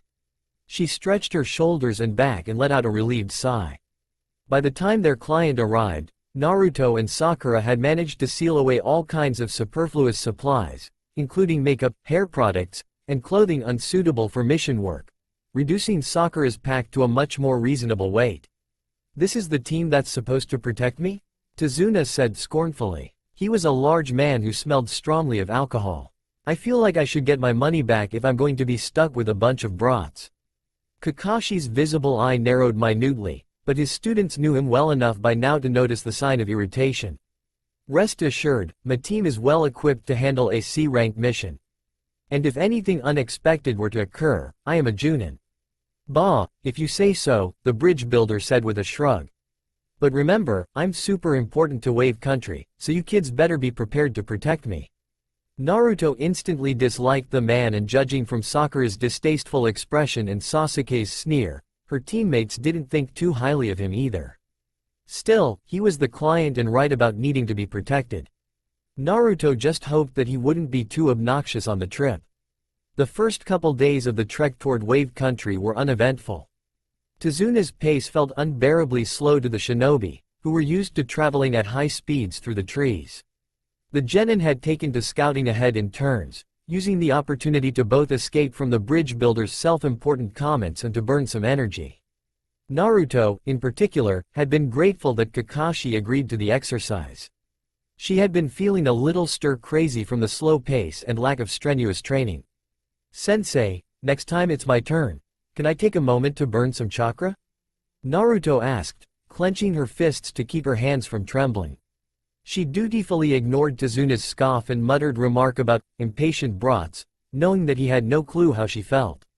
Kakashi slowed to her side and looked down at her. After a moment's appraisal, he frowned. You do seem to be a little wired." He made some mental calculations and hummed thoughtfully. "When Sasuke gets back, make some shadow clones to extend your scout path." "How many?" Naruto asked, relieved that she would finally get to expend some of her excess chakra. "I think 100 would take the edge off, don't you?" Kakashi replied, trying to accommodate the blonde's need to burn excessive amounts of chakra without alerting the entire world to their presence. It was different in the village. The wall surrounding Konoha was inscribed with layers upon layers of detection and chakra masking seals. A hidden shinobi village wouldn't stay hidden for long if there weren't any method of hiding the chakra of its inhabitants.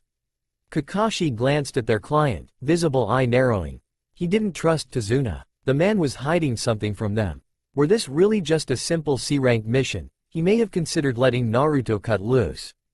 But then again, it was never wise to draw unnecessary attention in this line of work. Her chakra would likely scare bandits and lower-ranked missing shinobi away, but had the unfortunate side effect of goading the more powerful. That should help a little, Naruto sighed, disappointed that she wasn't allowed to make more. "Thanks, sensei." It took a lot of clones to make a dent in her chakra reserves. Every dispelled clone returned most of the expended chakra back to her. However, Kakashi never said that she had to pop them, so Naruto privately decided to leave the clones formed until they set up camp for the night. They tended to return less chakra the longer they were out, so she might actually be able to sleep if she left them out all day.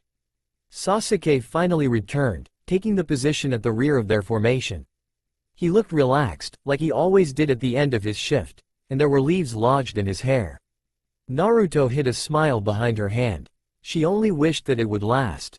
Extended time spent around the bridge builder caused his shoulders to tense and a dark scowl to form on his face. Naruto didn't blame him. Tazuna was a jerk at the best of times and a mean drunk at the worst. Sakura's expression had turned sour about 10 minutes ago, and while Naruto pitied her for being stuck with the old man, she wasn't about to switch shifts. Naruto formed a hand seal and wordlessly created 100 shadow clones, which immediately dispersed into the surrounding trees. Before she could leap ahead to join them, she stepped knee-deep into a puddle. "Damn it," she swore, arms waving wildly as she lost her balance. She planted her hands on the dusty ground and stared down at the strangely deep puddle. Pulling her leg from the tepid water, she complained, "How long has that been there? It hasn't rained for weeks." "Naruto, get down." At Sakura's shout, Naruto dropped to the ground without a second's hesitation. Something whooshed over her head with a deadly whistle. She rolled to the side and leapt to her feet, eyes narrowing as she tracked the object that would have cut her in half had it connected. A cruel chain made of interlocking shuriken was embedded in a tree on the opposite side of the road. It led back to the depths of the puddle.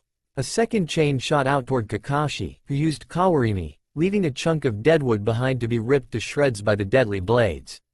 Two foreign shinobi, their slashed forehead protectors proclaiming them missing nin from Kirigakure, sprang from the water and attacked without a word. One retracted his shuriken chain with a calculated jerk. The chain arched toward Tazuna, but was knocked off course by a few well-thrown kunai. Sakura planted herself in front of the bridge builder, determination hardening her features. Naruto grinned fiercely at the familiar expression, knowing from experience that Sakura was running through her already impressive repertoire of ninjutsu for effective countermeasures. Of the three genin, Sakura had absorbed the most knowledge from their sensei, the man of 1,000 jutsu. The second missing nin came at Naruto with a clawed gauntlet, forcing her attention back to the skirmish. She dodged the first strike but lost her balance as she once again stepped into the puddle from which the shinobi had emerged. Cold steel bit into her raised arm. Most of the claws were stopped by the armor in her gloves, but one slipped through the gap between plates and cut her arm to the bone. The missing nin jerked his gauntlet back for another strike, eliciting a gasp of pain from Naruto as the blade was torn from her flesh. Before the enemy shinobi could attack again, a giant fireball smashed into him from the side, lifting him bodily into the air and flinging him away from Naruto. Sasuke flew after him, following up with a flurry of punishing taijutsu. Naruto jerked her leg out of the puddle again, extremely irritated that she had gotten caught in it twice. She and several clones, who had finally heard the ruckus and returned to see what was going on, leapt to engage the missing nin currently trying to get to Tazuna. Sakura threw up an earth defense wall as the missing nin flung his deadly chain at her. As the sharp blades embedded into the wall, she firmed up the technique, trapping the chain in solid stone. Naruto and 2 clones hit the shinobi in the back with a flying kick while he was off guard and beat him into submission. Kakashi emerged from the ground behind Tazuna, where he had hidden to observe the skirmish while staying close enough to the client to help if needed. He helped Naruto secure the unconscious shinobi to a tree trunk with his own shuriken chain and gestured for her to join Sakura in guarding the bridge builder. Keeping his senses open for more attackers, Kakashi located Sasuke and the other missing nin in the woods. Naruto waited tensely for their sensei to come back, jumping when Sakura brushed her shoulder with her own. "Are you okay?" she mouthed, gesturing at Naruto's arm in concern. Naruto nodded, even though it was throbbing painfully and she was starting to feel a little sick. Kakashi finally returned with Sasuke trailing slightly behind him. Sasuke's skin was deathly pale and his eyes were black and wild. Blood was splattered on his face and liberally coated his hands. Kakashi finished tucking away a black sealing scroll and Naruto knew that the other shinobi was dead. "Sasuke," Kakashi said sharply, drawing the boy's attention. "Wash your hands and take a look at Naruto's arm. These two are known for using poison on their weapons." Sasuke nodded. He shook himself and then focused on Naruto with a clear gaze. He pulled a spare canteen from his pack and set to scrubbing the blood from his hands. "Sensei, do you know who these guys are?" Naruto asked, trying not to look at Sasuke. The look in his eyes had rattled her badly. His personality had been entirely absent. She had gotten a glimpse of that before, when she had visited his house and he had warned her against trusting people. Kakashi nodded at Sakura, who relaxed and stored away her weapon. "They're Chunin from Kirigakure. In the bingo book, they're called the Demon Brothers," he replied, crouching in front of the surviving shinobi secured to the tree. As he started trying to rouse the man, Naruto sat heavily on the ground. Sweat beaded on her forehead and her heart pounded in her ears. Now that the adrenaline from the fight had faded, she was starting to feel strange. She shivered, suddenly freezing as her chakra attempted to burn out the poison that had coated the missing nin's weapon. Closing her eyes, she wondered if it was her Uzumaki heritage or the Kyuubi at work. Sasuke settled at her side and Naruto peered blearily at him. She was relieved to see that he looked more like himself. "You still with me?" he grunted, checking her pupils and frowning at the heat emanating from her skin. Naruto nodded. "Don't worry," she said with a weak smile. "Remember what I said about my clan? A little bit of poison won't take me down." At least, she hoped it wouldn't. She was starting to feel truly awful. "Should we try to cool her down?" Sakura asked in concern, kneeling next to them. Sasuke shook his head. "As long as it doesn't get too high, we should let the fever do its job. It's burning out the poison." He took Naruto's left arm and gently pulled off her glove. The gauntlet had cut straight through her body armor. Sasuke used a kunai to pry open the links around her elbow to remove the damaged portion and expose the wound. The cut was about midway between her wrist and elbow. Blood seeped sluggishly from it, but it was already starting to congeal. "I think the poison must have been based on a snake venom," he muttered. "Sakura, can you administer an anticoagulant while I work on her arm?" Sakura dug through her first aid kit. "Sorry about the sting, Naruto," she said, jabbing the needle into Naruto's thigh. "No problem," Naruto replied wryly. "Barely felt it." His hands glowing with green healing chakra. Sasuke lightly massaged the flesh on either side of the gaping wound to encourage the poison to flow out. After blood began to flow normally, he stopped and cleaned the wound thoroughly. "This is going to need some stitches," he warned. "Do what you need to do," Naruto said. She hadn't ever had stitches before and didn't think that they would need to be in for very long, given her usual track record with healing. Then again, she'd never been cut to the bone with a poisoned blade before either. Sakura sat back to back with Naruto, allowing the blonde to slump against her in exhaustion. Is she going to be okay? She asked, worried by the heat seeping through her clothes from Naruto's back. She should be, Sasuke said. He tore open the packaging of a sterile needle and soaked a length of surgical thread in alcohol to disinfect it. Seems like a pretty potent poison. But it's a good sign that her blood isn't congealing anymore. He worked quickly to place several neat stitches binding the sides of the wound together. Naruto watched with morbid fascination. Kakashi joined them as Sasuke finished dressing the wound and assessed Naruto's condition for himself. It was good to let her fever burn out the infection, but we can't let her get too hot. Does she feel warmer than before? Sasuke checked Naruto's temperature again and scowled. She does. Considerably warmer. Let's get her settled on a sleeping bag and use cold compresses to regulate her temperature, Kakashi said. Don't worry, you two. Naruto has an impressive immune system. Sakura shifted Naruto forward and spun around to pull off her pack. She found the scroll labeled, Camping, near the top and unsealed it. She laid out the sleeping bag and then put the scroll back where she found it. Sasuke shifted Naruto to the sleeping bag. She was boneless and unresisting, and Sasuke peered at her face in concern. She's unconscious, he said, checking her temperature again. Not unexpected, Kakashi said. But let's hurry with the cold compresses. Sakura pulled off Naruto's other glove, sandals, and headband while Sasuke wet a cloth from his canteen. He mopped the sweat from her flushed face and rested it across her forehead. More cool damp cloths went around her neck and wrists to bring her temperature down. Tazuna-san, is there something that you wish to tell us? Kakashi confronted the bridge builder, disapproval lacing his voice.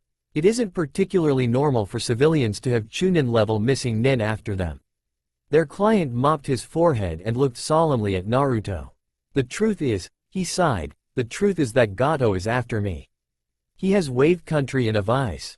He's draining us dry of every resource. My bridge would change all that. People wouldn't be dependent on his ships to trade anymore.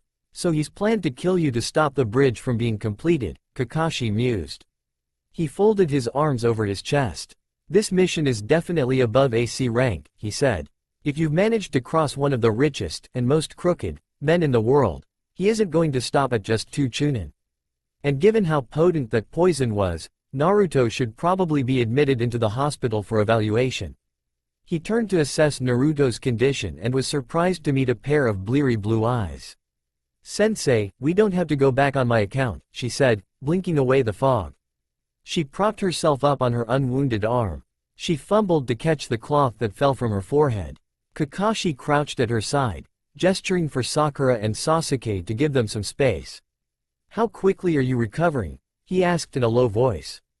Pretty fast, Naruto replied just as softly. I think you know what had to get involved to burn out the poison.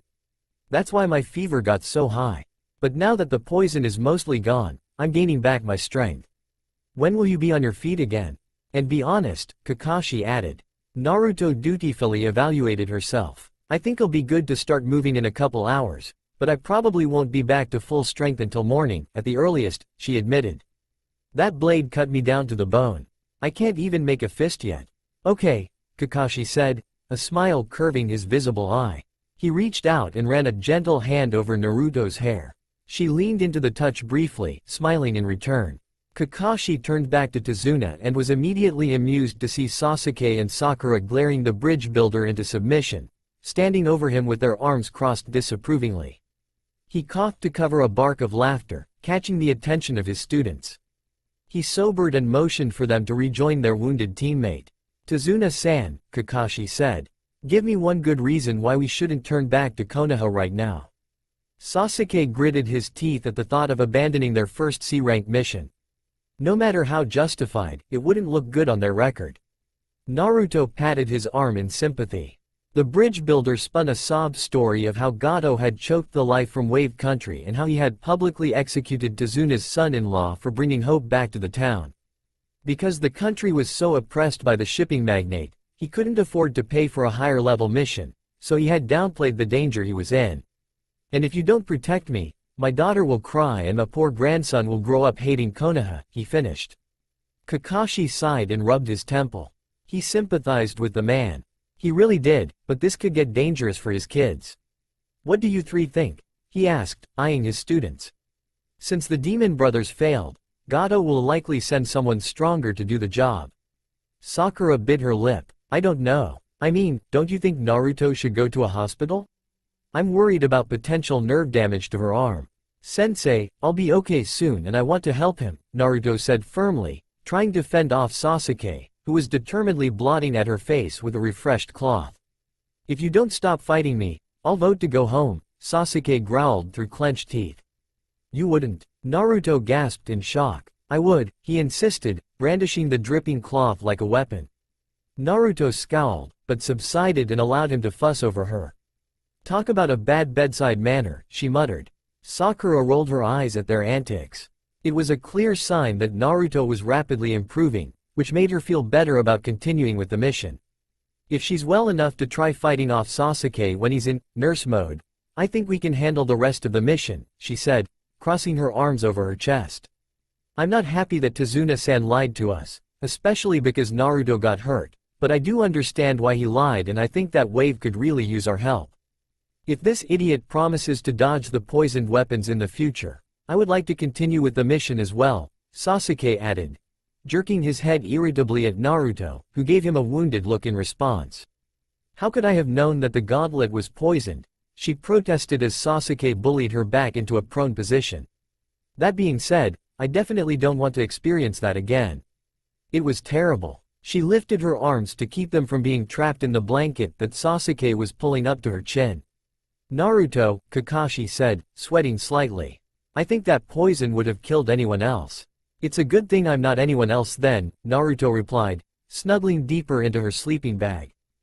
That's all for now. If you want to see next part, then please like this video and subscribe my channel. Thank you.